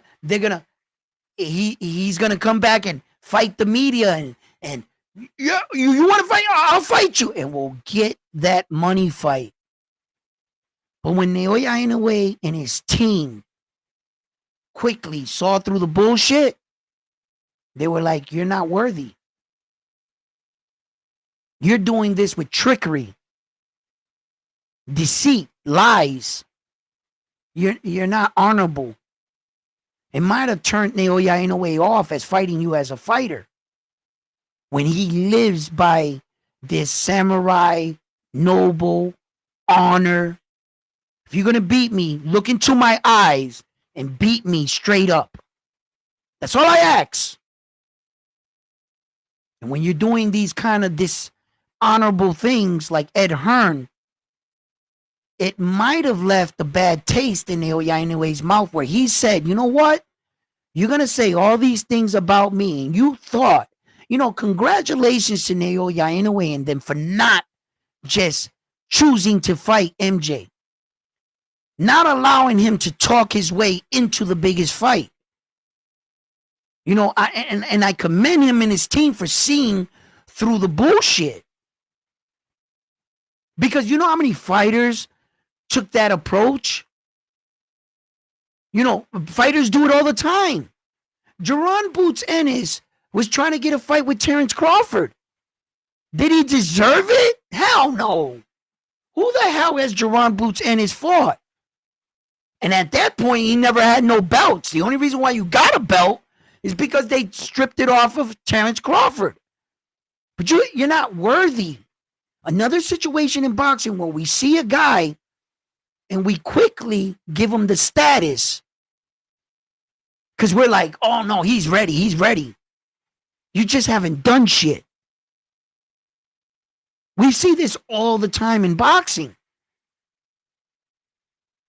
And sometimes people get away with this shit. They get the fight and they end up winning. And that's what validates them. To the guy that you can say, well, shit, maybe he is him. Maybe he wasn't telling a lie. He proved it. He went in there and said, the reason why I'm not him is because none of you guys are fighting me. But I promise you, if you give me a shot, I'm going to bust your ass. Demetrius Andre chased around Saul for years trying to do that very thing. Sometimes you throw your line out and maybe you might get the champion to bite your bait. That's what Marlon Tapales, Ed Hearn did 101. Whether it was distasteful, I don't know how Naoya Inoue and his team took it, but it seems like they're not buying into the notion that you're next, brother. And it seems like the approach that Naoya Inoue and his team took was going to allow the world to see it. Now, what Ed Hearn and them were going to try to do was, as soon as he scheduled another fight, he was going to come out and say, see, he's blatantly ducking Marlon Tapales. Blatantly. And if there ever comes a day where that the media, the world, us, calls Ed Hearn out on his bullshit, you guys know what's going to happen, right? Ed Hearn is going to direct you to the one interview I talk about. The one where he was promoting MJ's fight in the weigh-in the day before the fight, where he told the truth and lied at the same time. But he has that video to back himself and slither his way out of this conversation. Because he actually told the truth in the interview, right? When asked and questioned, why doesn't Naoya Inoue fight MJ? Clear as day. He said, I wasn't going to expect Naoya Inoue to fight his voluntary mandatory. Word for word. I didn't expect Naoya Inoue to fight his voluntary mandatory. From that moment on, he left the word voluntary out of the conversation and just left mandatory in it. So when you hear it, mandatory, he must be his mandatory. No. He told the truth. He was a voluntary mandatory of one of the 4 people that can have a shot at Naoya Inoue's title. Any of these guys, sanctioning bodies, can order the fight. Any of them. The guy in first in line has all the power. That's how this shit goes. So, like I said, guys, you were going to see their whole shit fall apart in front of them. And Naoya Inoue allowed it. He believed in himself. He believed that the fans wouldn't turn on him. Naoya Inoue took it because, now remember, by fighting David Picasso, Ed Hearn and them could still try to double down on this. You keep throwing the notion that he's a duck, but not even the people that are pushing that he's a duck, they soon realize, and they're sitting there saying, man, I'm calling Naoya Inoue a duck, but I don't think MJ can win this fight. Yeah, usually when you call a guy a duck, like, regular normal standards, is because you're avoiding him because maybe his style of fighting, maybe he's a knockout artist, maybe he's a lefty and you have a problem with lefties and it's been well noted in your career. There are multiple reasons why, but when we call a fighter a duck, let's just break down the definition of the meaning of the word duck. It's pretty much a fighter avoiding another situation, or they're mandatory, or the guy that they should be fighting. Now, in these situations, you can wait someone out. Have you ever heard that? Age someone out in boxing? What that means is that you can play games with the sanctioning bodies. Let's say I have one belt, just one, just to make things way less complicated, right? I own the WBC, okay? And we can pick any belt and do this, okay? I own the WBC, and the WBC comes to me and says, you have a mandatory. Now, I know this. Now, I look to see who the mandatory is. Oh, shit, it's him. That's the guy I tried to avoid in the amateurs. That's the guy I went around trying to get my belt. Now that guy's at the doorstep. So they order it mandatory. This is how you can play with the WBC and the belts. I suffered a cut. Broke my hand. I have hemorrhoid surgery on Friday. They give you 6 months extension. You're starting to wait this guy out. The longer you avoid it, the longer he's sitting on the shelf. So now he doesn't want to sit on the shelf. He wants a fight. Now you're crossing your fingers that he loses that fight. Because if he loses that fight, guess what? I was ready all of a sudden, but you got your ass kicked by that guy. So now I guess we're not fighting. Right? Okay. But if he wins, now you got to make another. And these guys use certain rules and loopholes to wait guys out, age fighters out. I actually think that's one of the things that Saul's doing with Terrence. He's going to wait till Terrence turns 38. Then he's going to want to fight him. I mean, he saw when he fought Terrence Crawford. I mean, he saw when he fought Mayweather at 36 that they still had something left. He still had some left in it. He's trying to age him out. Same thing that a lot of fighters, I feel, are trying to age out Subriel. They see that Subriel Matias is up there in age. And I think they're going to try to age him out of boxing. Yeah. He's too dangerous, man, to fight. Those kind of fighters are just high risk. Now they don't got belts, low reward. Those guys got to make their way back up. Liam Paro, good, dangerous fighter. He beat Subriel. But he's beatable. And you won't take as much damage fighting Liam Paro than you would fighting in a Subriel Matias fight. That's the problem with all of that. You might lose to both guys, but they're not the same fight. When you fight Naoya Inoue, there's a possibility you could take a lot of damage. That punch he hit Yi Young Kim with, that was the punch heard around the world. I haven't heard a more solid punch in recent, right? There was a lot of noise, in the Tokyo arena, 55,000 people, whatever it was in attendance. And although they're quiet, it's not like an American crowd. We're rowdy as fuck, right? We're talking shit.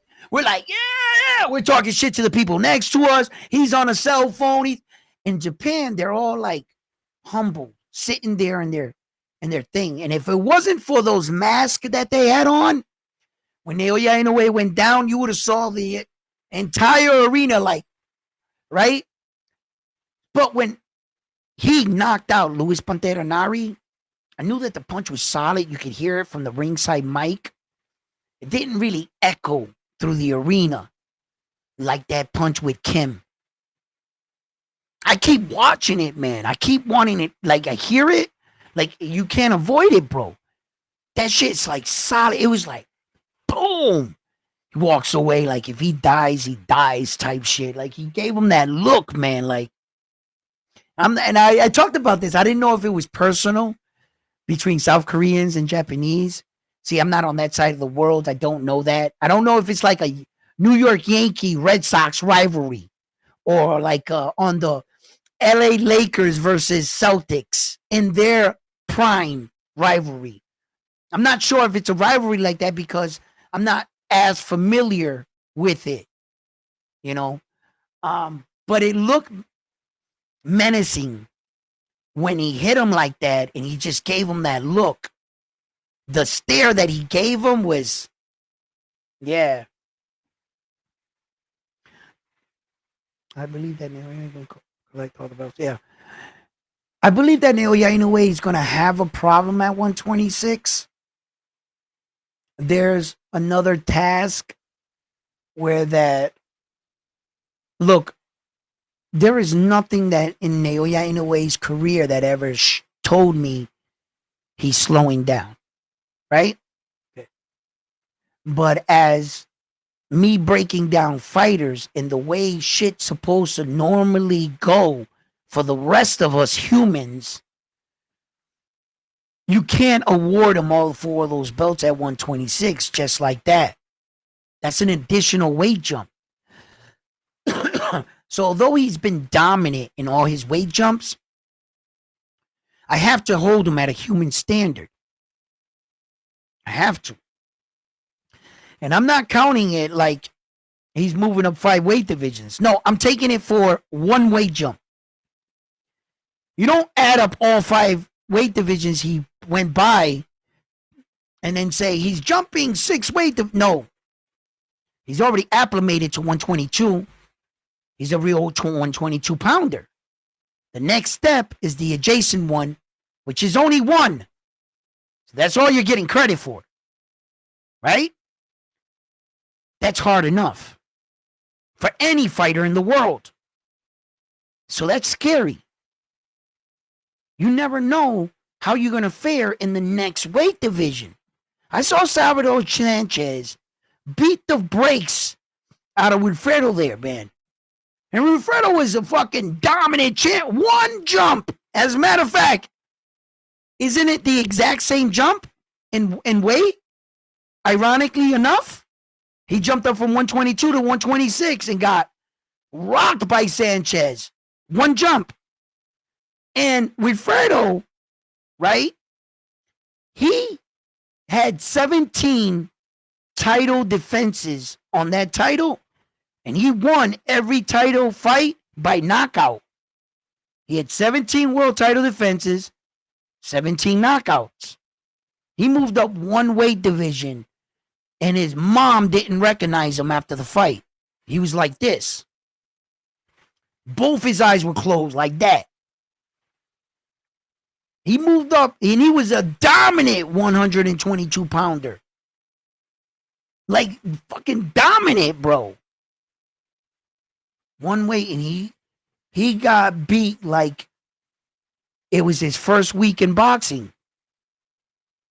He was so outclassed. It wasn't funny. It really wasn't.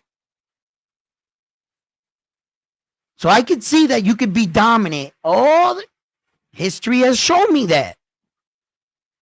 I'm always nervous when Naoya Inoue moves up. I'm always nervous. Although I want to talk my shit, I got to be real.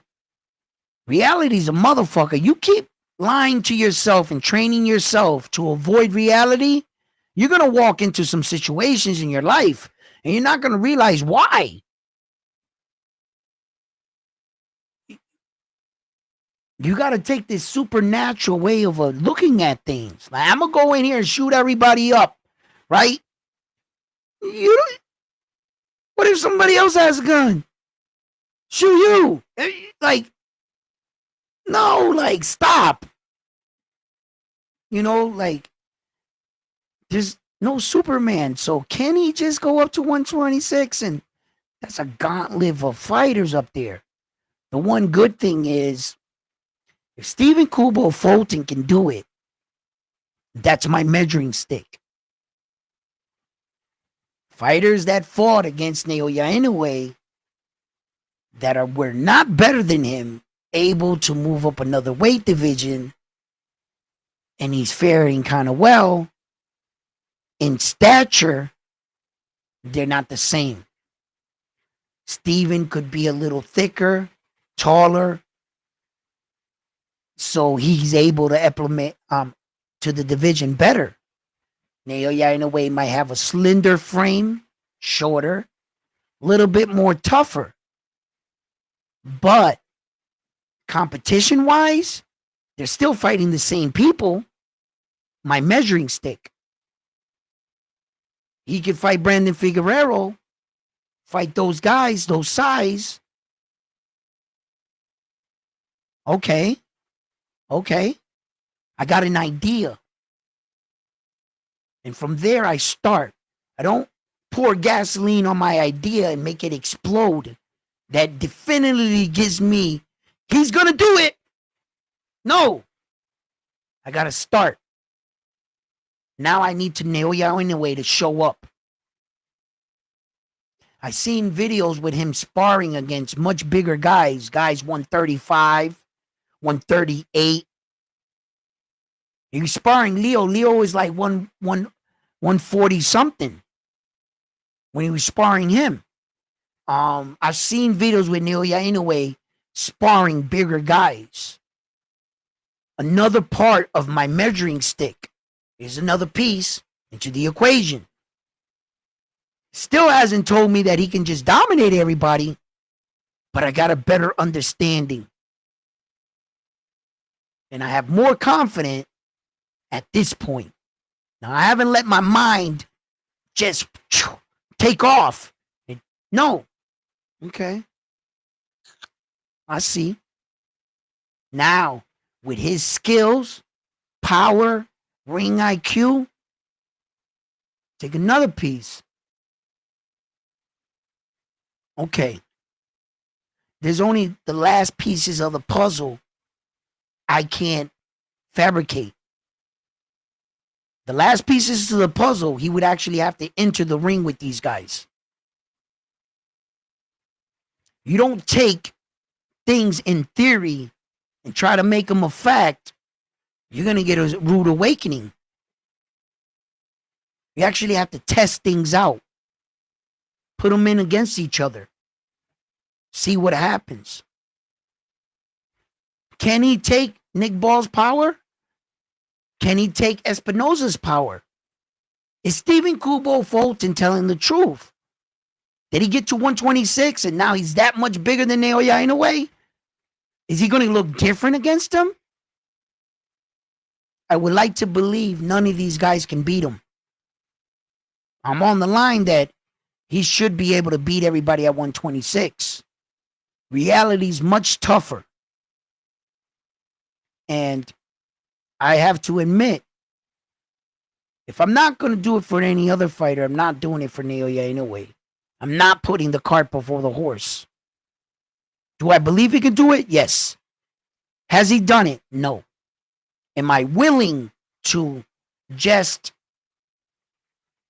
let my imagination run away? Get up here in this mic and just say that everybody at 126 is doomed. No, I can't do that. I can't. These guys are fighters too, and they deserve respect, bro. These guys are champions too. They need to be talked up and talked like champions. There's levels to championship. I believe he's one of the greatest champions of our generation. Definitely in this boxing era. So there's nothing that tells me, you know, that I could just award him all the cheap belts at 126. I just can't do that.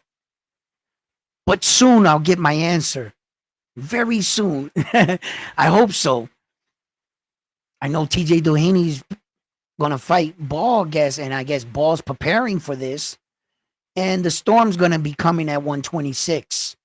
And one of the people that are already there and that is an established champion that sees the Storm, has been in the Storm firsthand, Stephen Kubo Fulton.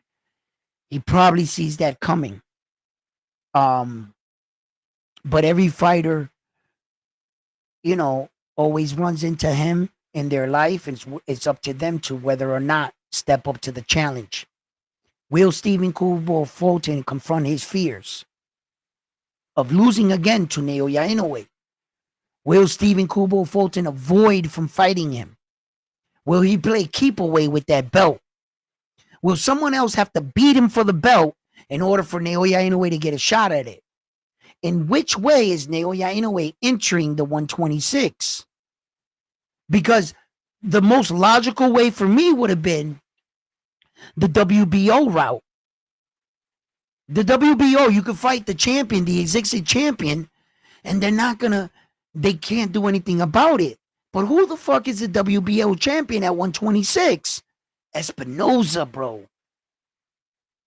That he's the only fighter in history that at 6'1", he makes 126 pounds? Are you crazy? That is remarkable. Right? So,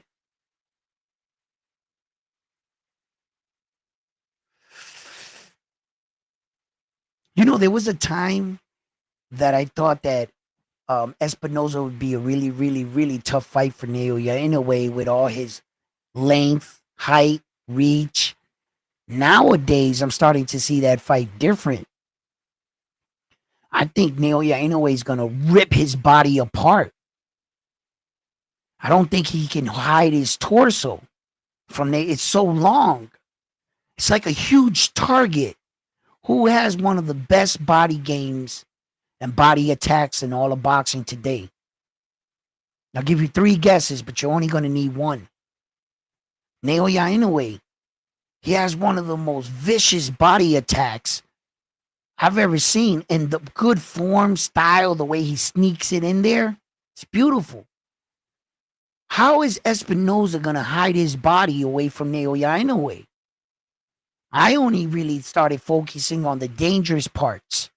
The height, the reach, right? Then it started to dawn on me when I started to put the fight together in my head. Soon as I said round 1, bing, Naoya Inoue and him went at each other in my head, right? I was like, oh shit. Where is going to Espinoza live with his, how is he going to hide that? He's going to have to hit Naoya Inoue with big punches. Now here's a fact about punching. Here's a fact. All right. When we talk about angles in boxing, switching styles, corners, well, there's an angle in combat. If you have the upper ground on me and I'm down, you got the advantage. I'm shooting upwards, you're just head glitching the top, right? You got a clear view of me. You have the upper ground, you have the advantage. And in punching, it kind of works the same way. That if a guy was talking shit to you sitting down, and he was sitting in a chair and you were standing up, I'm not sure if you're aware of this, you have the upper ground. Meaning that if he tries to get up and you threw your punch down, your punch is 3 times heavier at a downward angle because you're getting everything on it. you're going down this way. Had he been face with you and you threw that same punch, it might not affect him as much. But if he's getting up and you hit down at an angle, the chances of you putting his lights out are high, really high. Just like if you can catch him in speech. If a guy's talking to you, that's why we wear mouth guards, right down on the mouth guard so you don't get your jaw broken. You want to break somebody's jaw, just wait for him to talk. That his jaw separates from his mouth. When he goes, you, and he goes like that, hit him right there. Your jaw's going to snap like that. It's going to shock him. I've seen it happen a lot. When you break his jaw, they've never felt anything like that. Most of them are going to give them up. 1% will fight you. That crazy white boy that goes, let's go. And you're like, oh shit, I got one of them on me. Or you got like a zombie. We call him zombie. You can hit this guy with everything. He's busted up. He's just coming forward. Like a Arturo Gotti, those kind of guys. They were like, you had to hurt them. Oh shit. My man Frontline's in the building. Frontline, how you doing, Frontline? Boy, I tell you, you don't pay attention to shit. Nah, I keep going, bro. Man, it's bad enough I gotta strain and read these comments with my eyes like this. You know the words that give me the worst problem? Who? Mr. Miyagi. He did. I hate the boxing channels. Like IFL, I saw that one. Nope, he got another one. Oh my God, my chats are all the way up here because I just scrolled down right now. Look. Look. I'm scrolling. Look how many times you guys chat. These are all unread chats. I just got another Yo, we tried calling you. You didn't answer. We're trying to get your attention on your text messages. Nothing. Yeah, I kept avoiding them because I think that was my family. I had the chats on a wrong schedule. Sorry, I apologize, guys. I apologize. And sometimes I go up and I'm reading them and it's not going on. So what's going on? Let's read these chats. Let's go over these chats. Jesus Christ, that was a lot of chat. Mr. Harry, yeah, what's up, baby? I believe Naoya is at 126 should be fine at 135 and fight night has been sparring 130s when he was at 118. He knows the power of the super featherweight. Yup. All right. What's this? Say, let me take this down right here now that I can see. I think Naoya destroys everyone at 126. The only one he might have problems with is Espinosa. Frontline right here. He is in the chat. Edwin, people are saying that Naoya needs to fight outside of Japan. They say he's not drug tested and that they say his raps may be illegal. Thoughts? Let's break down Frontline. He is in the building right now. Mr. Miyagi, thank you for the support. Edwin, read the comments. I'm calling you. Yes. Mr. McGee, will you read it? Yes, I read it. Okay.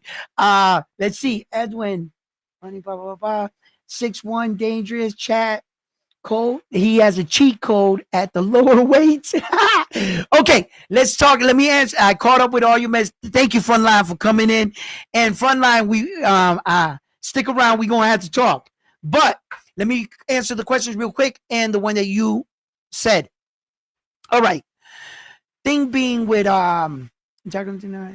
Espinosa, no problem. We saw him going down and Ramirez, and I hope Naoya is a much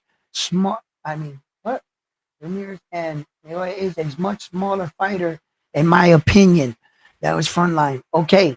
I believe okay. Well, see, the thing is here with all these load over hand wraps, accusations and everything, where that all stemmed from was the rules in Japan. In fact, the rules in Japan and the rules in Las Vegas are the same rules. But if you were to fight in New York City, they are not the same rules as they are in California. Let me break this down. Meaning that in Japan, you could put tape on skin first. If you were to do that in New York City, you would get banned. It goes gauze first, then tape. You can't put tape on skin. What that does for boxers is, some are typically boxers' biggest problems, it's snapping this bone right here. It's called a boxer's fracture. It's where you hit something and this part of your hand breaks. Where we put the tape at in boxing is right there on your wrist, right? So that your wrist doesn't bend. You don't want to put tape on your knuckles. In fact, you don't want to put anything hard on your knuckles. You would think that you would want to put on a bunch of rings or something hard on your knuckles, but I dare you, go punch something with rings on. What's going to happen? Those rings are going to crush into your hands and they're going to split your hands.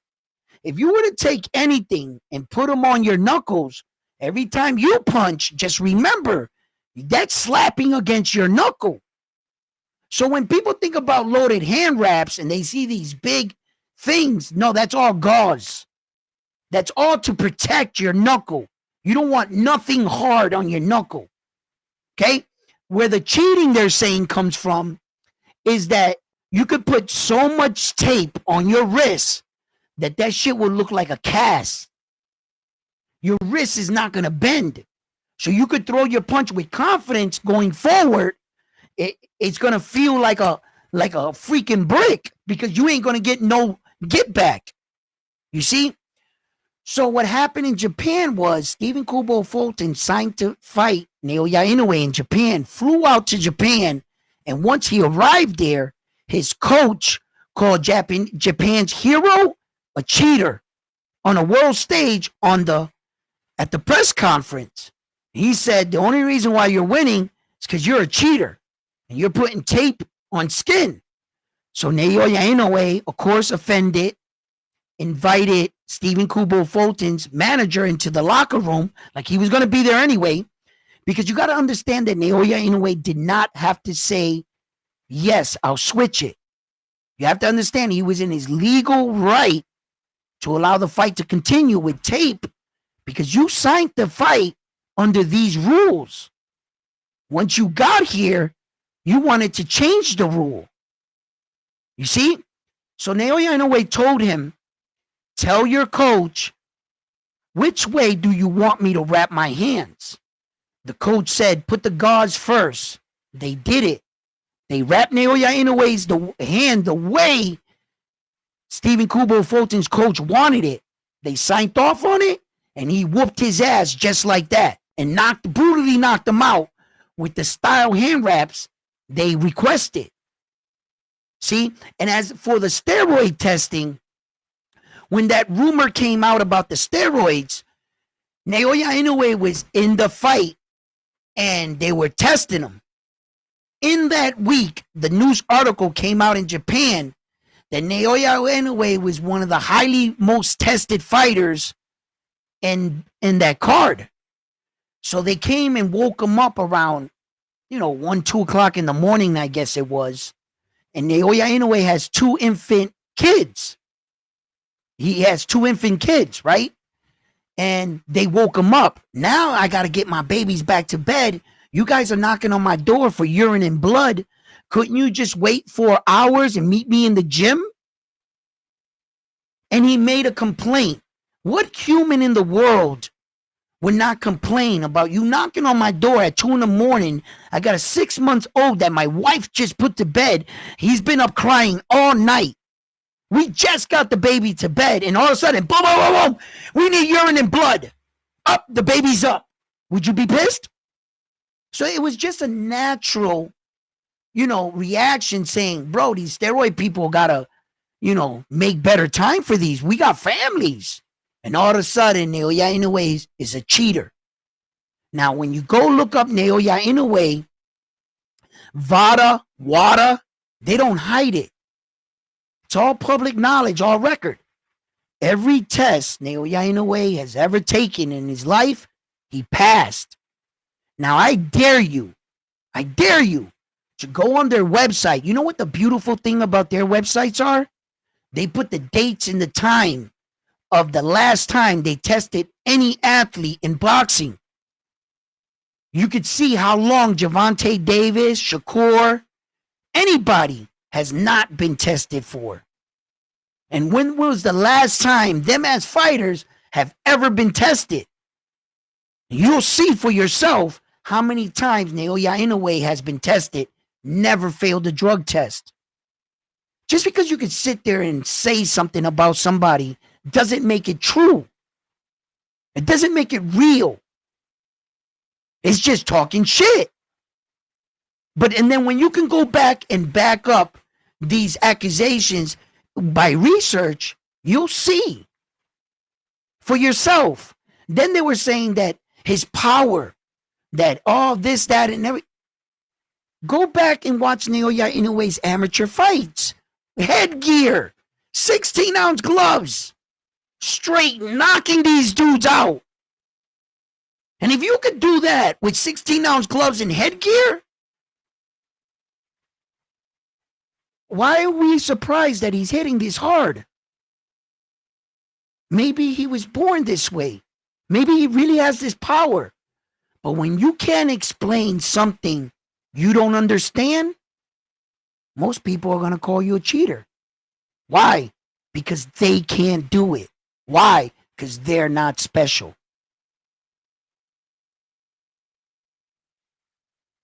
What if you were Naoya Inoue's kid brother, Takuma? And everybody in the boxing world is looking at you. Why ain't you like your brother? Growing up, that was me. That was me, bro. I know 100% what that feels like. 100%. Trust me. I grew up with a knockout artist. My brother, my older brother, Jose, is a true knockout artist. He taught me how to break jaws. He had 16 people in the neighborhood walking around one summer with broken jaws. Wired. I'm not saying broken like, I'm talking about wired. Worcester, Massachusetts, I'm on a live. Y'all know who my brother is. Y'all know exactly who he is. Yo, when I was growing up, that's why I think I studied fighting so much, because I had to live up to him. Are you saying he's the Puerto Rican Debo? Yeah, bro, listen. Everybody in the neighborhood thought, but I was glad he was my brother, because a lot of people didn't fuck with me because of him. But my boys, my age, wanted me to knock people out like him. I couldn't do it then. And I'll be a man about it. I know, like, I'm glad he was my brother, yes. But I know what that's like. My older brother was the man. And Naoya Inoue's the man. Takuma, bro, he's everybody, every time they talk about him, what are the first things they say about Takuma? He's not Naoya Inoue. He doesn't hit like his brother. Bro, just talk to me. Stop comparing me to my brother. Why every time I'm in an interview, no matter where the conversation leads, it leads to my brother? He's never going to get the recognition or as a fighter. That must suck, man. And he must be proud at the same time. Because although my brother was who he was, I was happy he was my brother.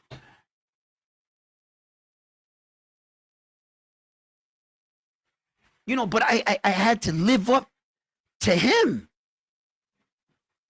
all the damn time, bro. Everywhere I went, bro. Oh, shit, you're Jose's brother? Yeah, come with us. What, you want me to fight somebody? Like, all the time, man. And sometimes sons never live up to their fathers. Sometimes their father's names were too big in the sport. They're always going to say, you're not your dad. You know? You got to make your own legacy. I know how that shit is, man. My father was ranked number 6 in the world in Puerto Rico. Everybody knew my dad. Then my brother had to live up to him, and I got to live up to, man, listen. I know exactly what that's like. And Yeah, man. So Naoya, in a way, man, he's special because you can see that these guys are not mirroring what he's doing. You know, if it was so easy, why doesn't his little brother do all this shit? He looks just like him. He moves like him. Just the right punches, ring decision making, the when and where. That's what he lacks, and the power. Definitely the power. Takuma's was one of the champions at one time. Was ranked. He was ranked in a conversation with all fighters that are champions with no power. That's not a category you want to be in. Stephen Kubo Fulton was on that list. It was like Stephen Kubo Fulton, Takuma Inoue, Sonny Edwards. Those fighters were all on the list. I remember. I forget who the last guy was, but that's not a list I want to be on. You know, let me scroll down again. I gotta look. I'm doing it again. What's up, brother?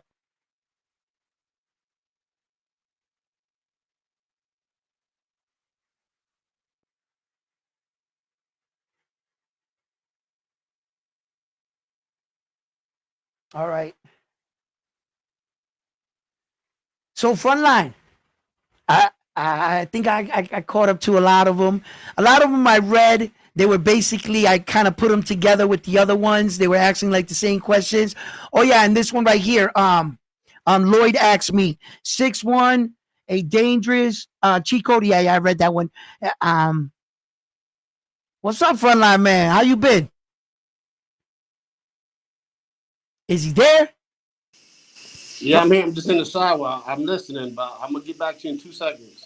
All right, brother, go ahead. So let me just keep the show going on. So yeah, like it will always happen, especially if you're you sure. I gotta tell you guys, man, like this situation right here that it revealed itself with Naoya Inoue and MJ. I'm glad that some of this shit happens because it really clears up the air and the confusion. When you come here to Round One Sports Talk, I will walk you through this situation, the belts, and you know, and because in a world where everybody wants to claim that their fighter is the next one, you know, it's an individual sport for most, you know, all of us really. And their promoters are always trying to push their guy forward. It's always that. It's always that. Not necessarily all of them are honest or telling the truth.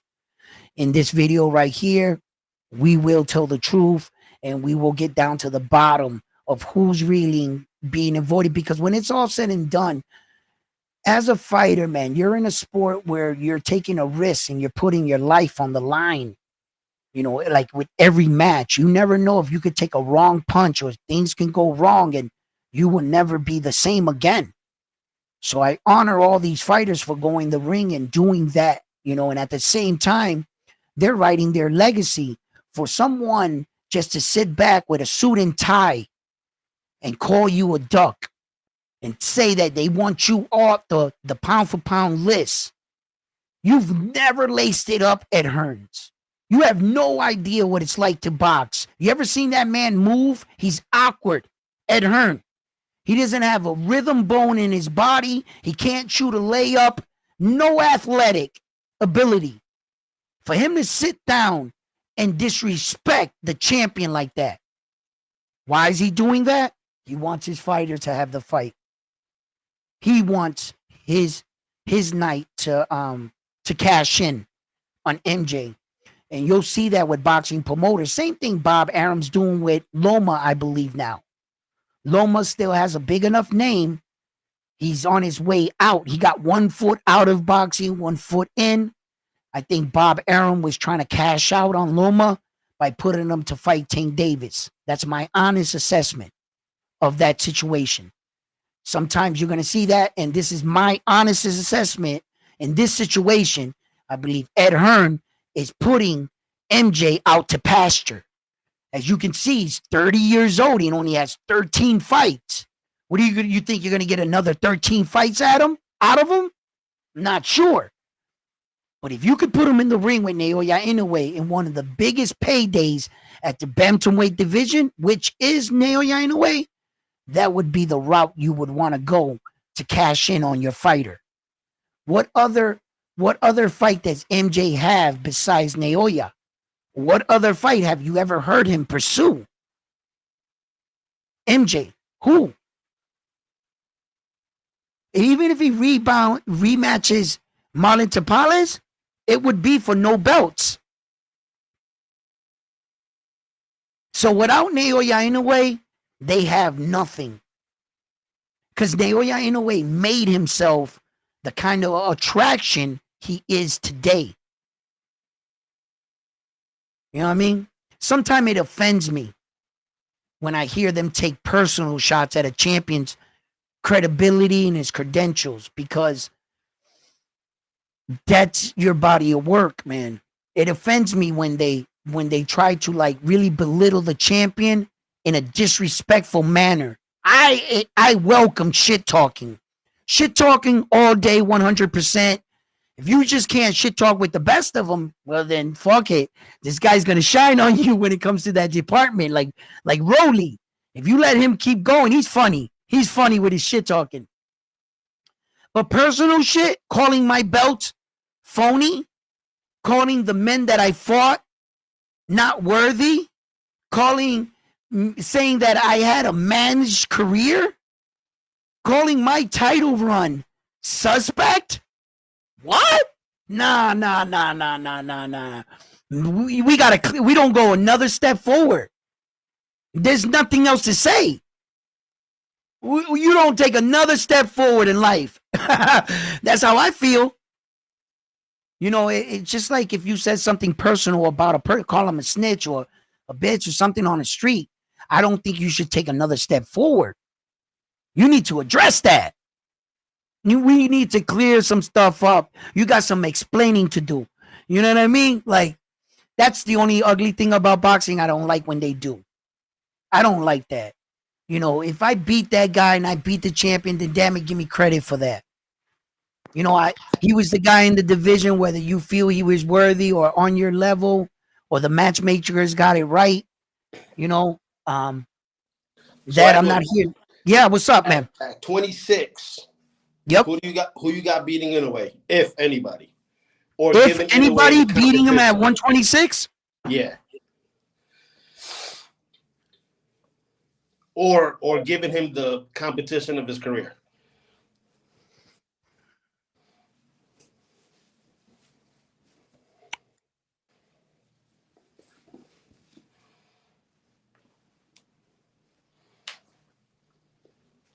They mentioned in the chat, Espinoza. I said no because Ramirez dropped him. I said no because I didn't think Espinoza could hide his body. His torso was too long. Naoya Inoue has a brutal body attack. Right. I was looking at the fight with him being long, and I took in consideration his height, reach. But then I was like, where is he going to hide his body against Naoya Inoue? Naoya Inoue is going to slip in the inside and brutalize his. He can't hide it. And he's not quick enough to stay away from him. So Espinoza out. Huh? I said Espinoza's out. What about Shushu? Do you think Shushu has a chance? No. Shushu's 2-3 levels down from Naoya Inoue when it comes to skill. Shushu can fight and look good against C level competition. He hasn't even fought B+ competition yet. And he didn't look good in New York when Naoya Inoue went to see him. You can see that the nerves of just Naoya Inoue, him being aware of him sitting there, that he shot an egg in front of Naoya. That wasn't a good look. And I don't think so. I think, you want to know my honest assessment? You ever hear that phrase, it's going to take a ninja to kill a ninja? Mm-hmm. I think it's going to take another Japanese fighter to beat him. I think so. I think their style, they know each other better. I think that that number one there for Leo's belt, what's his name? Takumi, what's his name? Takam. How do you say his name? It's Tomoki. No clue. Yeah, he's a Japanese fighter. He's in 126. He's the number one contender to Leo's belt. Jonathan Lopez is number 3. Bruce Carrington is number 4. And then Luis Alberto Lopez is number 6 for Angela Leo's belt. So let me So ask you this. there's a couple Japanese guys down there at 126. If they were to make the fight happen at either a catch weight or a reasonable weight for both fighters, who do you got? Bam Bam Rodriguez or Inoue? All right, since we're staying in hypothetical, right? Correct. Okay. All hypothetical. All hypothetical, right?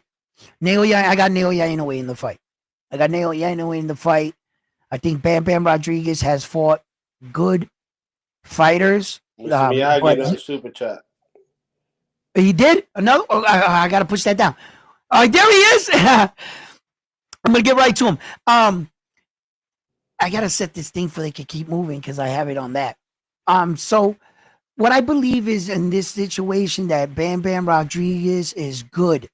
He fought some legendary fighters, but he hasn't really proven to fight guys more his age and, speed, ability, and everything. And Bam, he's young. He's very crafty. Now, right now, in this point in time, Naoya would beat him. You give Bam enough years with better competition, he understands things about boxing most fighters doesn't understand. Bam's really good. He's really, really good.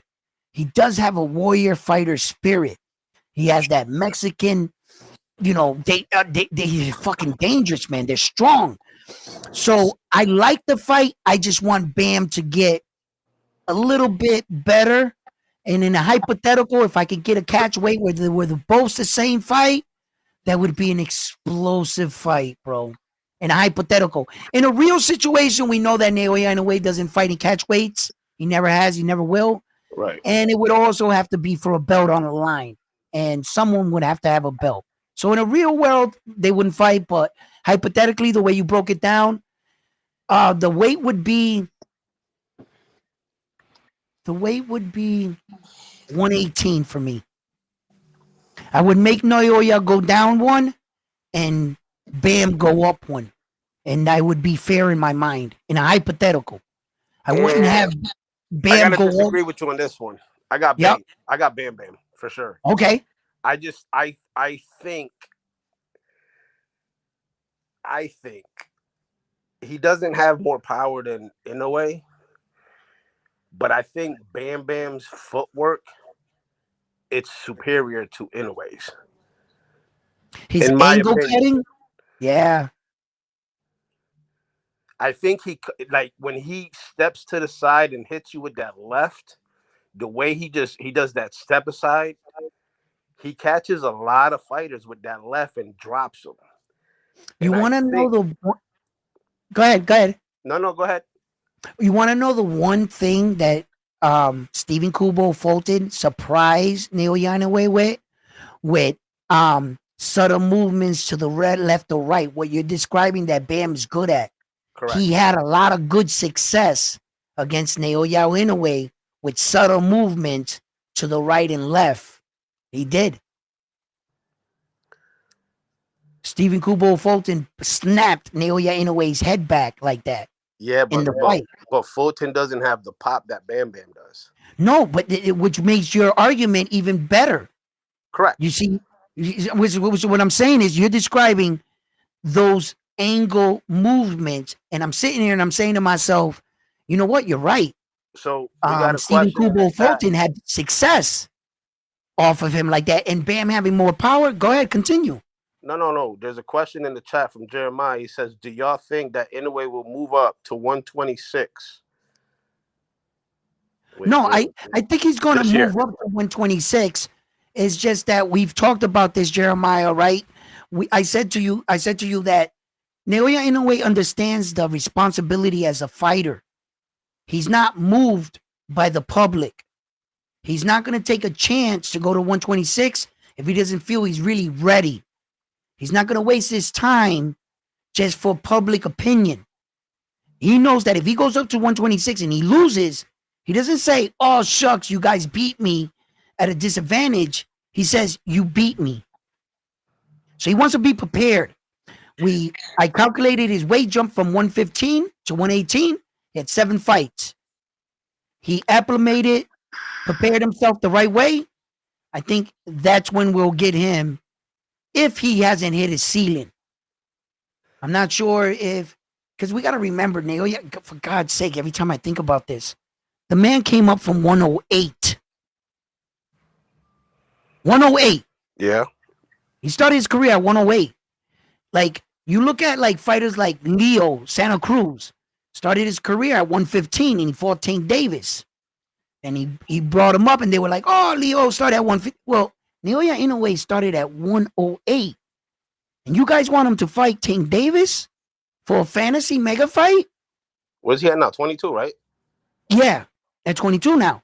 So, he goes up to 26. If he goes up to 26.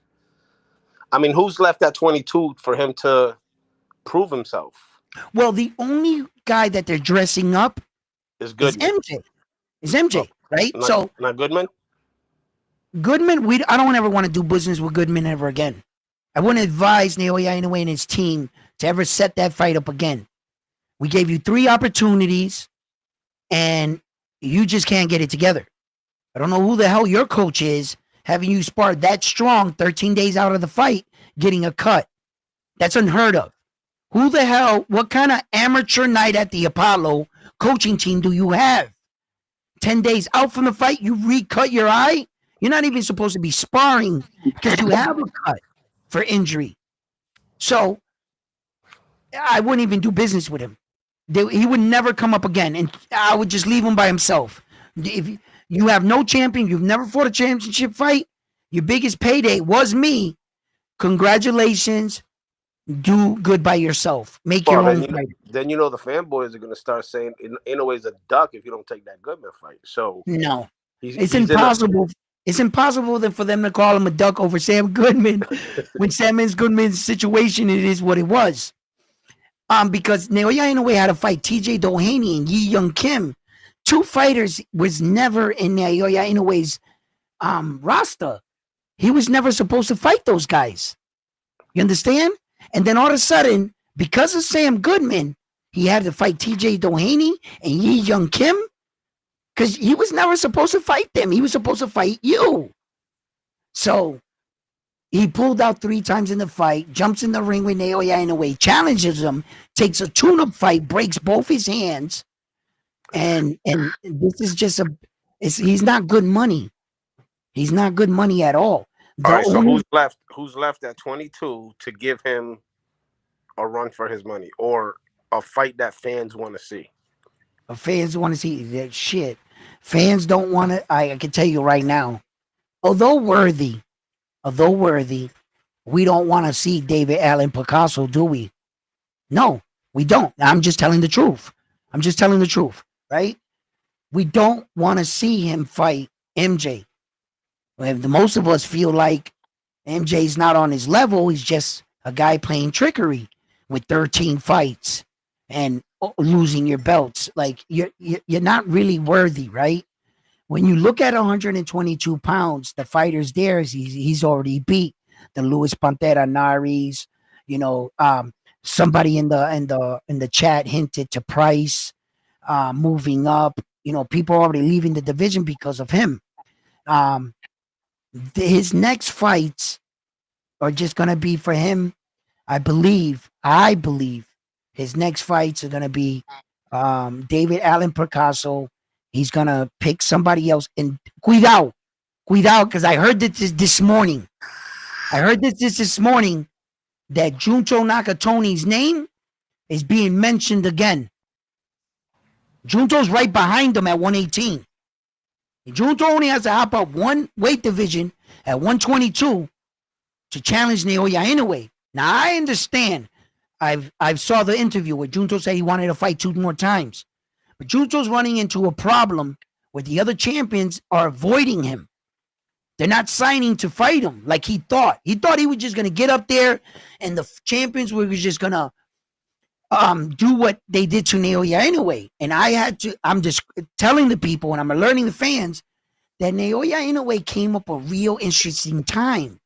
Not only did they not believe into the myth of the monster, just look at him. When they showed you a picture of him, you were like, hell yeah, I'll fight him. Bro, I would have got set up. Because I would have took the book by its cover. I would have took one good look at him and would have been like, how many fights does he have? 6 fights. He wants to fight me for my championship. I got 34 professional fights. Fuck it. Sign him up. Naoya Inoue did so much damage. And he did it so dominating that now the other Japanese fighters are not just getting looked past. Now they got some attention on them. I don't think Junto and the rest of those Japanese guys get the notoriety or the respect they're starting to get because of what Naoya Inoue did. Junto's knocking these dudes out like Jason Maloney, like he did. When fighters see that shit, they're like, holy shit. And now they're not as eager to sign up these dudes. Because it used to be, oh, Japanese fighters, they were good all the way up until this point. After that, they fell off. You know what it is. I'm just speaking truth. Just like the European fight, all of them, they get to a certain level. They're the man at their own home country. Once they cross the pond, it's a wrap. And for that comment for Naoya Inoue coming to America, well, this will be his 4th fight in America. This is his 4th time coming to America.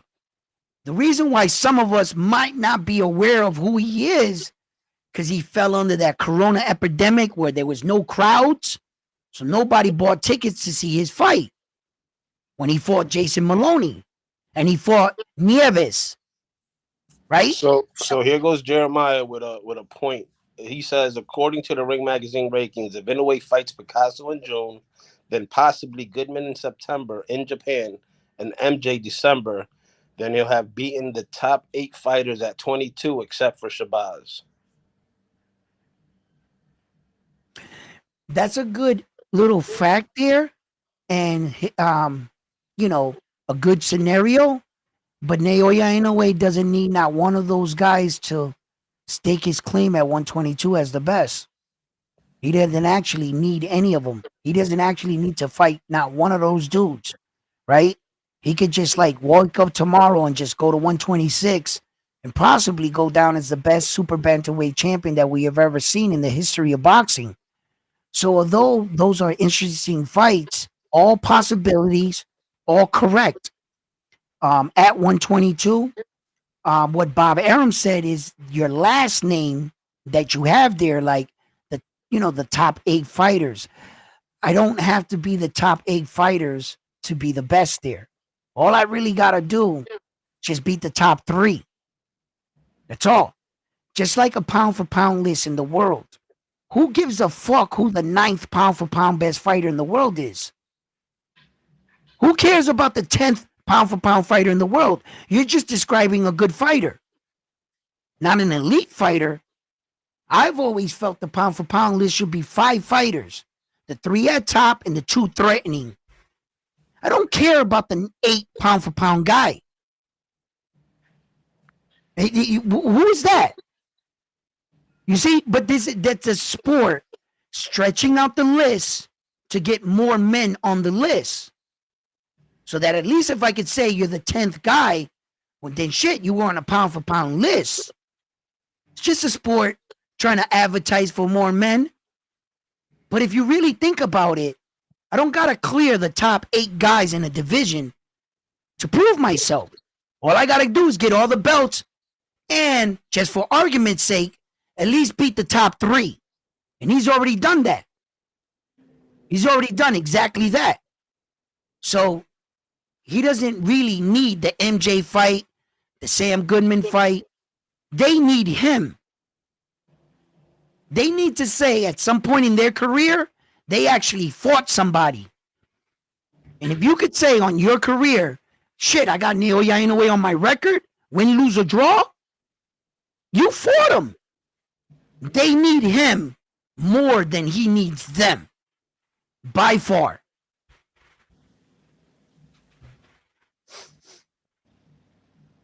What's he saying right here?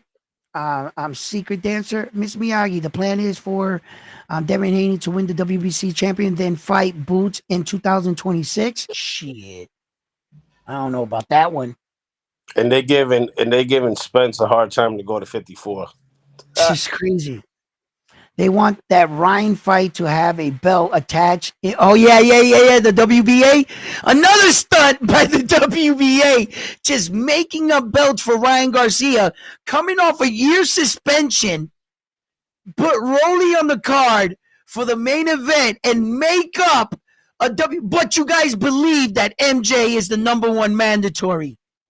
When you see this organization struggling, trying to fabricate fights and champions right before your eyes, none of you guys agree that belt Ryan Garcia is fighting for is a real belt. How many of you guys think that he's deserving coming off a PE scandal and a suspension, and right away he should fight for a belt? They gave Devin Haney Jose Ramirez. Bro, my man's a veteran. Are you sure Devin Haney's going to win that fight? Can you positively say he should beat this guy? He should, but I think that's going to actually be a fight there. There's going to be he has a bigger challenge than Billy, bro. Ramirez is old. Yeah, but would you lose in a step? But I still think he might be Haney. Huh? I still think he might be Haney. You see Frontline? So at least you're acknowledging what I'm saying. It's a tough fight, man. Jeremiah Joseph Naoya won't have 4 fights in 2025. More likely Picasso in June, Goodman or Nick Ball in December in Riyadh. Yes, that's the order that Bob Arum and them are putting out there. You know, they've already said that, Bob. We've talked about that. Yes. Yeah. Jeremiah says, Naoya himself said he wants 3 more fights this year. Yeah, the 3 fights that he wanted. He wanted to fight 4 times this year. And the 3 fights he fight, the gentleman just said, those were the names that were put out. It was the Picasso, the Nick Ball at the end of the year, perhaps MJ in there somewhere. Okay. Viste, this V name is messing me up. ¿Qué dice el nombre ese? ¿Cuál de ellos? El último. Alvarado. Ajá. Viste, the R and the A looks like an M. Because they're so close together. I can't tell if it is. Nah, he said Ramirez washed, and then he said Haney gonna do him like he did Regis. I don't see that happening. I think Regis is not a more skilled fighter than Jose. I think Jose puts his punches better together than Regis. I think Regis is stronger. Yes. I think Regis might have had the bigger punch. Yes. I think Jose got the better jab, the better placement with punches. See, boxing is not all about power or speed. You could deal with speed with perfect timing. Timing will beat power all the time. So if you know how to work your angles and you know how to nullify somebody's greatest weapon, you're going to find a way to beating them. So I don't just buy the version that he's going to wipe down Jose like he did Regis Progress. That was a different style of fight. Regis was more power, more forward aggression, more trying to be like a bully and line a big shot. Regis wasn't setting up his punches. He wasn't putting them together. He was just throwing them, trying to hurt Devin Haney. Where that Jose is going to put his punches together. He's going to try to set things up. He's definitely going to check Devin Haney's jaw and see if he can defend a left check hook. You better believe that. So I just think Jose's a better fighter when it comes to the actual fighting. Hey, Mr. Miyagi is reminding you that you missed his super chat. He said just a little quote from Inoue would fit the MJ situation. Damn, my man, Miss Miyagi. You got to go back to the super chat. That's it right there. I put it up. What did he say? Okay. A fighter without respect is more than. He said, Naoya, quote, a fighter without respect. Respect is more than beating. Yeah, that's what I'm trying to figure that out. I think that's another way of translating that Japan said something doesn't really translate to the word. It's like Puerto Ricans, right? When American people ask me all the time, they say to me, explain what you just said, right? Explain what you just said to me. And I tell them in Spanish back. He says, tell me that back in English. And in my head, I know it's backwards. And I'll say, if I really say what I just said in English, it would actually sound like I said it backwards to you. But it means perfect sense to me in my language. So those are one of those things. Sometimes I think that when, Naoya Inoue says quotes, he was trying to describe something, and Mr. Miyagi knows that, and he's like saying what the a regular way goes, and he wrote it. But he's on some warrior shit. He's talking about a fighter without respect. You know what I'm saying? Like, you need honor and respect. Naoya feels that way about the fight game. He feels, and I talked about that, guys. I talked about, you can use that against him. Sometimes I learned in war and fighting, you can turn your opponent's greatest strength against them. You just got to figure out what it is. You got to understand it, and you got to use that against them. A lot of people question if Naoya Inoue was going to come to America and whether he was going to be booed. And whether on that night he took the boos in the audience yelling at him, he didn't know how to deal with that. I've seen that before. I've seen a champion riding off a high, coming into another place and not understand why he's being booed, and he couldn't get out of his head. I've seen that. How would Naoya Inoue react in a hostile American crowd? A Las Vegas crowd. Right? And these are things we, like, he's so respectable and honorable, it could affect them. So I want to see some of these things. Sometimes people just blink that shit out, like Devin Haney. Devin Haney wasn't the type of person that let a crowd affect him ever. That motherfucker came up boxing in Mexico, rinky-dink Tijuana bars.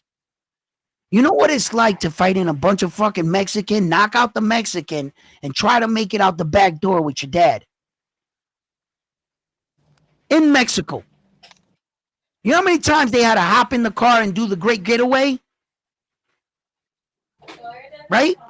So it's like some of these things, man, can really build you for the moment, because I think all those times he did the great getaway, it prepared him for fighting in front of Australia, in front of George Kamboza's crowds. He went out to Australia. Remember, they tried to not let Bill Haney in Australia because of his criminal background, and they took away his passport.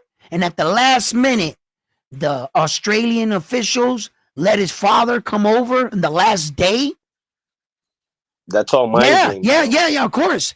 But not for 1 second do I believe Devin Haney would have fought any different on that night had his dad got there or not. Nope. Devin Haney was never intimidated by the situation. The bright lights, the big crowds, them yelling at him. He was fighting in Tijuana bars. When that moment came in his life, he had already knew what that was like. He experienced that. Bro, that didn't affect him in one bit. He was going to fight the way he was going to fight. I don't know if Naoya Inoue's ever experienced something like that. He always gets the love. He always gets the praises, which rightfully deserving, right? What happened? So let me ask you this, Huh? Edwin. How would he react to fighting in the U.S.? That's what I'm talking about. Do you think that might change? That's exact versus fighting at home. That's exactly what I'm talking about. I don't know. I like Naoya Inoue comes out to Vegas. What if they start booing him? What if they're like, man, fuck you? Man up. Right? Is he ready for that? Not every fighter, just because he fights great, being comfortable. Well, the good thing is he's not going to understand that. So he'll understand the boo, but he won't understand fuck you or they'll be like, fuck you. He'll be smiling, waving. He's oblivious to what they're saying. He's just thinking, they're like, yeah, they're talking great about you. He's just smiling, waving. Yeah, thank you. You know?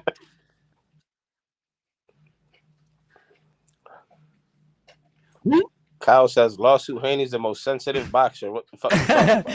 And somebody said, who's booing him? Secret Dancer. Not everybody likes him. Not everybody in the world likes Naoya Inoue or respects anything that he's doing. They love their legends and their champions, and they understand with each fight, he's ripping pages out of the history books, the boxing history books, and they're not cool with that. With every fight, he starts going over legends in the game, and pretty soon he's going to retire at a point where his run is going to be legendary. It's going to be hard to match it. Speaking on the Haney fight, on Haney, where do you think he went wrong or his father went wrong against Garcia? It was his selection of weapon in the fight. It wasn't his defense. I think that Devin Haney came out where he went wrong. The initial where he went wrong, he fell for Ryan Garcia's antics. I think that he thought he was so much better than Ryan Garcia. You can blatantly see his father cheaped out on the training coaches, and I guess might have trained him in his garage because it didn't really look like Devin Haney just felt like he can do Devin Haney shit and get away with it with Ryan Garcia. When he came out, I went back and I watched a lot of Devin Haney's first rounds in every fight he ever started. He starts every fight the same way. That same bow and arrow jab. He throws it. He has so much confidence in it. What he does is he throws it and he steps around. He's already trying to get on this side of his fighter. So when Ryan Garcia came out and he was going like this, and what sold it for me was Ryan Garcia was straight and he was leaning back like this. It didn't show like he was gonna punch. Devin Haney came into that sequence and he was cocky and arrogant. And he goes, I can basically do whatever I want in front of this bum, Ryan Garcia. And Devin Haney tried him. He went like that, just like this. When he threw it, he threw it like this. Because you're extending yourself. Wasn't his defense. If it was his defense, you would have to change the jab. You would have to throw it like a jab. Then you would have to lower his arm. And then you would have to explain that because he wasn't defensively sound, that he got punched. You're changing the whole sequence. If you call it the way it happened, there was nothing wrong with Devin Haney's defense. Absolutely nothing. What he did wrong was his choice of weapon. He threw the wrong punch. He went like this. When Ryan Garcia was nonchalant and he was back, that's what sold it. What Ryan Garcia did. Ryan Garcia, go back and watch it. Ryan Garcia was like this. He was so fast to the trigger. I think it surprised Devin Haney. I don't think Devin Haney realized how fast Ryan really was. Yo, Ryan went like this, threw the punch, and came back, and it didn't even bring it back. He went like this, it went right here, and he took one step forward and went, choom. It was so fast. Yo, it snapped Devin Haney's jaw back. He went, he ain't never been hit that hard in his career. So he was dealing with multiple things for the first time in his life. A lot of firsts for Devin happened in that fight. When I talk about fighting experience and I talk about, situations in boxing, this is what the fuck I'm talking about. Not only did he experience that being hit the hardest, he ain't never been hit that hard. When Linares wobbled his legs, I think that was a buzz shot. He got buzzed. He got hit solid by Ryan. And when Ryan hit him, then he went down later in the fight. He went down for the first time in his career. That was a first for him.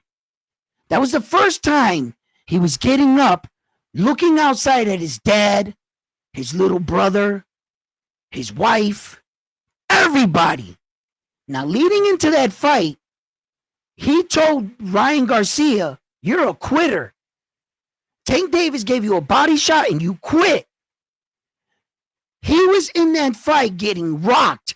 And around the 9th, 10th round, you can see Devin Haney didn't want to be in that fight anymore. But his pride kept him in the fight. He couldn't quit.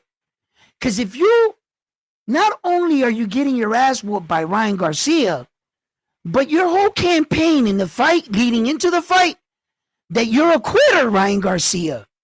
What would that say about Devin Haney had he quit? He was forced to take that ass whooping.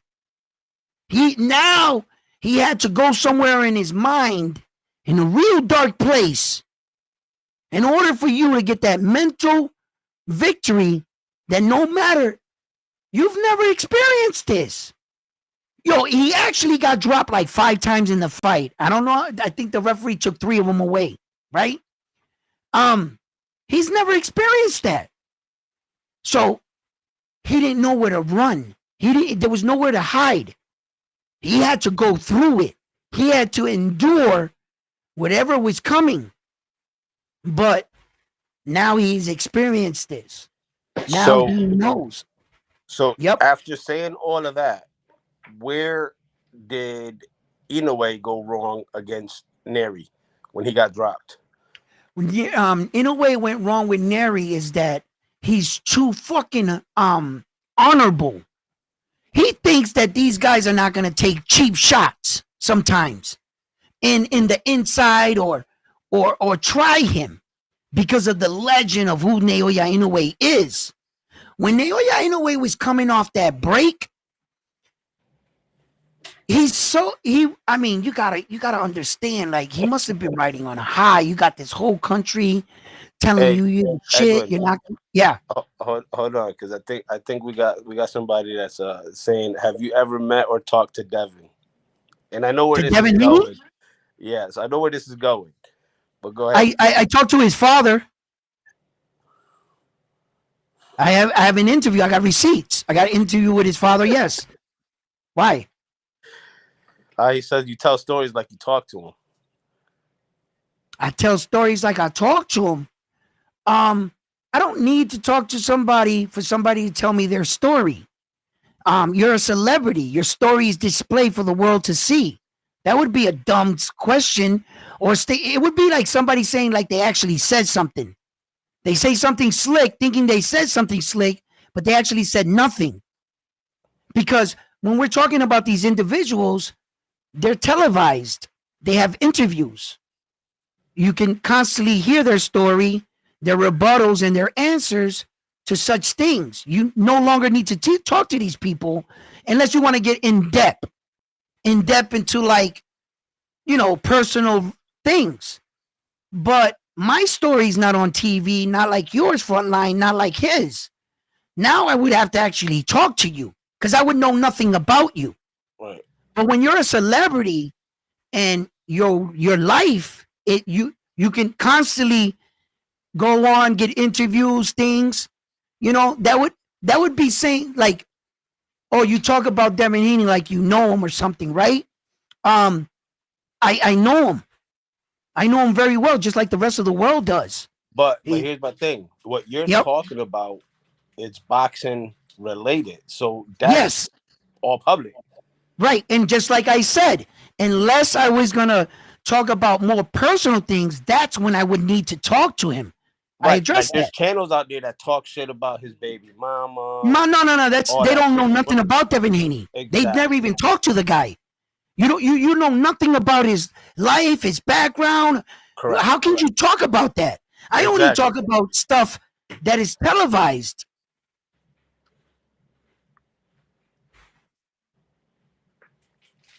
It's just funny because people come in here. I guess they get their feelings hurt when you talk about their favorite fighter, and the facts Oh, don't I see. change. I see who you're talking about. I And see the the facts guy don't you're talking about. Yeah, facts he's don't change. no, they don't change. They don't change. And then a person like this will come in, say something like if they said something, and they'll give themselves a pat in the back. Like that'd be ridiculous. It'd be like saying, "Do you know me?" No, that's like saying 2-0 next. Yeah. Oh yeah. No. No. 15-0. Yo, I actually went by that video and I found it hilarious. He jumped from 6 to 9 and six Yeah. to eight or something. He never counted 7 or 8. He just kept. Yo, that's Yeah. real mental problems right there. But sometimes, me, I like controversy, and sometimes I'll challenge a troll because I'm bored. I know when someone's trolling me, but I'll allow certain things because you know um it challenges me to really get my way of thinking. You know what I'm saying? You can't always be in a conversation that you're leading the conversation or you're leading the topic. What happens when somebody brings up things you don't know nothing about? Can you be honest? So Can here's you something interesting that Mr. Miyagi said. It's back in the chat. He said Picasso on ESPN Knockout says he's fighting Goliath, but I'm King David. And he thought it was good. What are your thoughts on that? I mean, good play on words. Good play on words. Naoya Inoue never called himself Goliath. He calls himself a monster. If you want to add the word Goliath to wordplay on your name, it's clever. It's clever. It's funny. Um, I think that the young man is 24 years old. He wants to get his opportunity. I think he's in way over his head. I think skill wise, Naoya Inoue is who he is because he's definitely a unique fighter. He's just not your ordinary fighter. Sometimes we have a tendency of putting him in a category with other guys and discussing him with other guys when he should have never been compared to those guys in the first place. And that's how your bar gets lowered in your head. It would be saying like Devin Haney had more skills than Naoya Inoue. That would be like comical when I don't even have Devin Haney on a pound for pound list ever in history. Not one time since Devin Haney to present day has been awarded status on a pound for pound list. I'm not sure if anyone's ever put him on one. You would be kind of foolish to do that because although Devin Haney is good, you can quite see where his flaws lie. I've been saying this for years. If you've been on my show, he's not a complete fighter. He's not well polished. And that's why I never put him on my pound for pound list. Although good, Devin Haney, not he's not complete.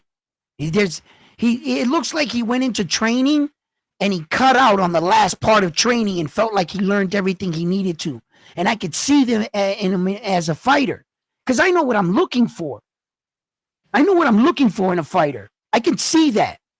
I know that I argue with people sometimes that might not have the same lens as me, but so what? I feel your warrior spirit and your drive about fighting, but I'm So here to tell you that Devin Haney's not a polished fighter. so let me ask you this. How do you rank your pound for pound fighters?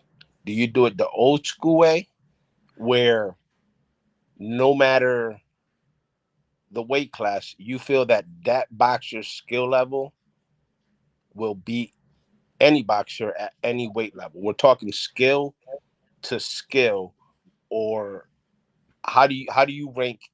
Like, how do you consider somebody to be a pound for pound? As far as, forget weight class, because weight class Okay. don't matter. Right. How would I rank it? I rank it in 5 categories. You have to be a complete fighter. You have to have footwork, ring generalship, like that. You have to be fundamentally sound everywhere. You can't have. Mr. Miyagi, another super chat. Oh, my man, Miss Miyagi, what's up, baby? Just dropping them today. I'll get right to your true super chat. I see it. I see it right there. Um, um, what I feel like is just a complete fighter, but I allow myself to see different styles. I understand that Terrence Crawford is not going to look like Naoya Inoue, but make no mistake, both of them are elite fighters. So I here's a understand. question. Yep. Deontay Wilder, right? Yep. Versus Naoya Inoue in the same weight class. Who wins? 155,000% Naoya Inoue. So you would put him on a pound for pound higher than you would put Deontay Wilder. I would never put Deontay Wilder on a pound for pound list. Never. No, there's no universe. There's no alternate reality that anyone can convince me he would deserve to even be ranked number 200 on a pound for pound list. Okay. You couldn't do that to me. So Like, who would you have on a pound for pound list besides Naoya? Who? I would have fighters like Naoya Inoue, Terrence Crawford, Demetrius Bivol. I would have fighters like Bam Bam Rodriguez, Junto Nakatoni. I would also have fighters like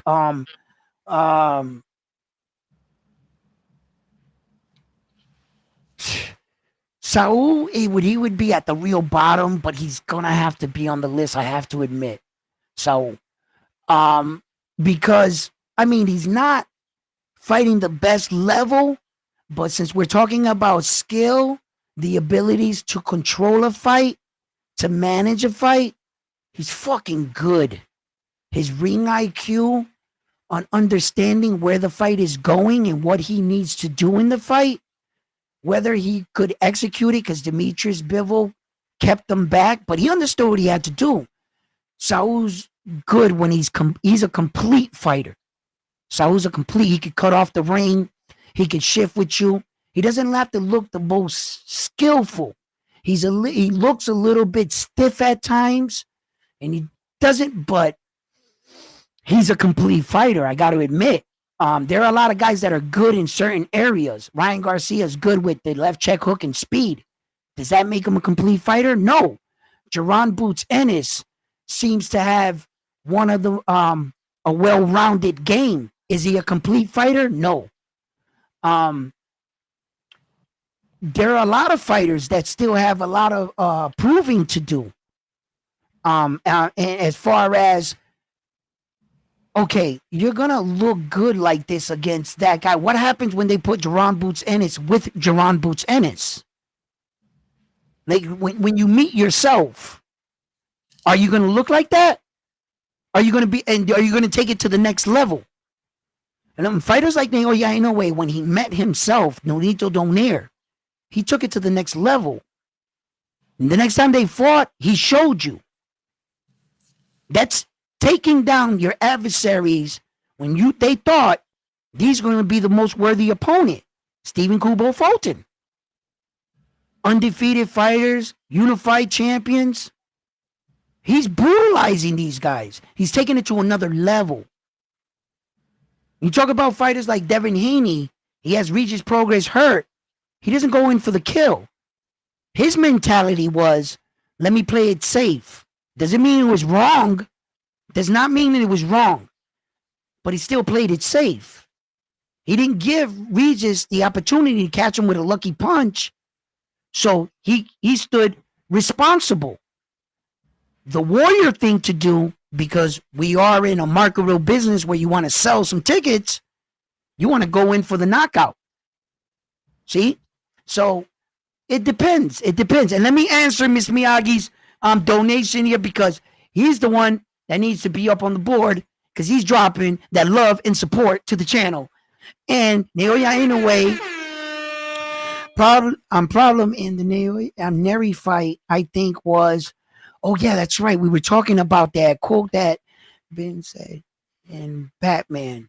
Victory has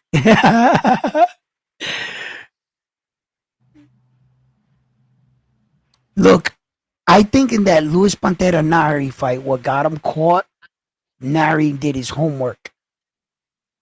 Shouts out to Luis Pantera Nari's his coach and team for recognizing the window of opportunity.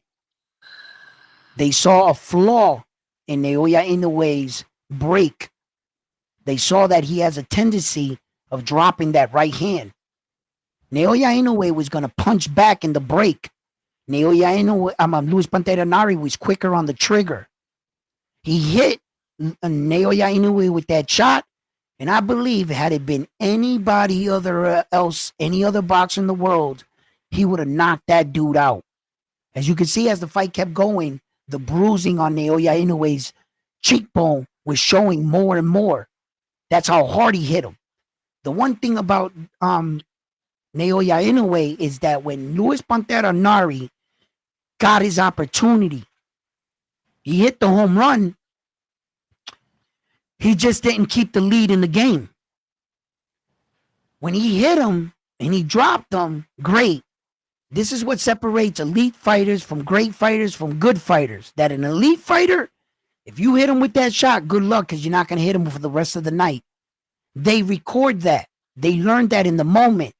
Every time Floyd Mayweather got shot, got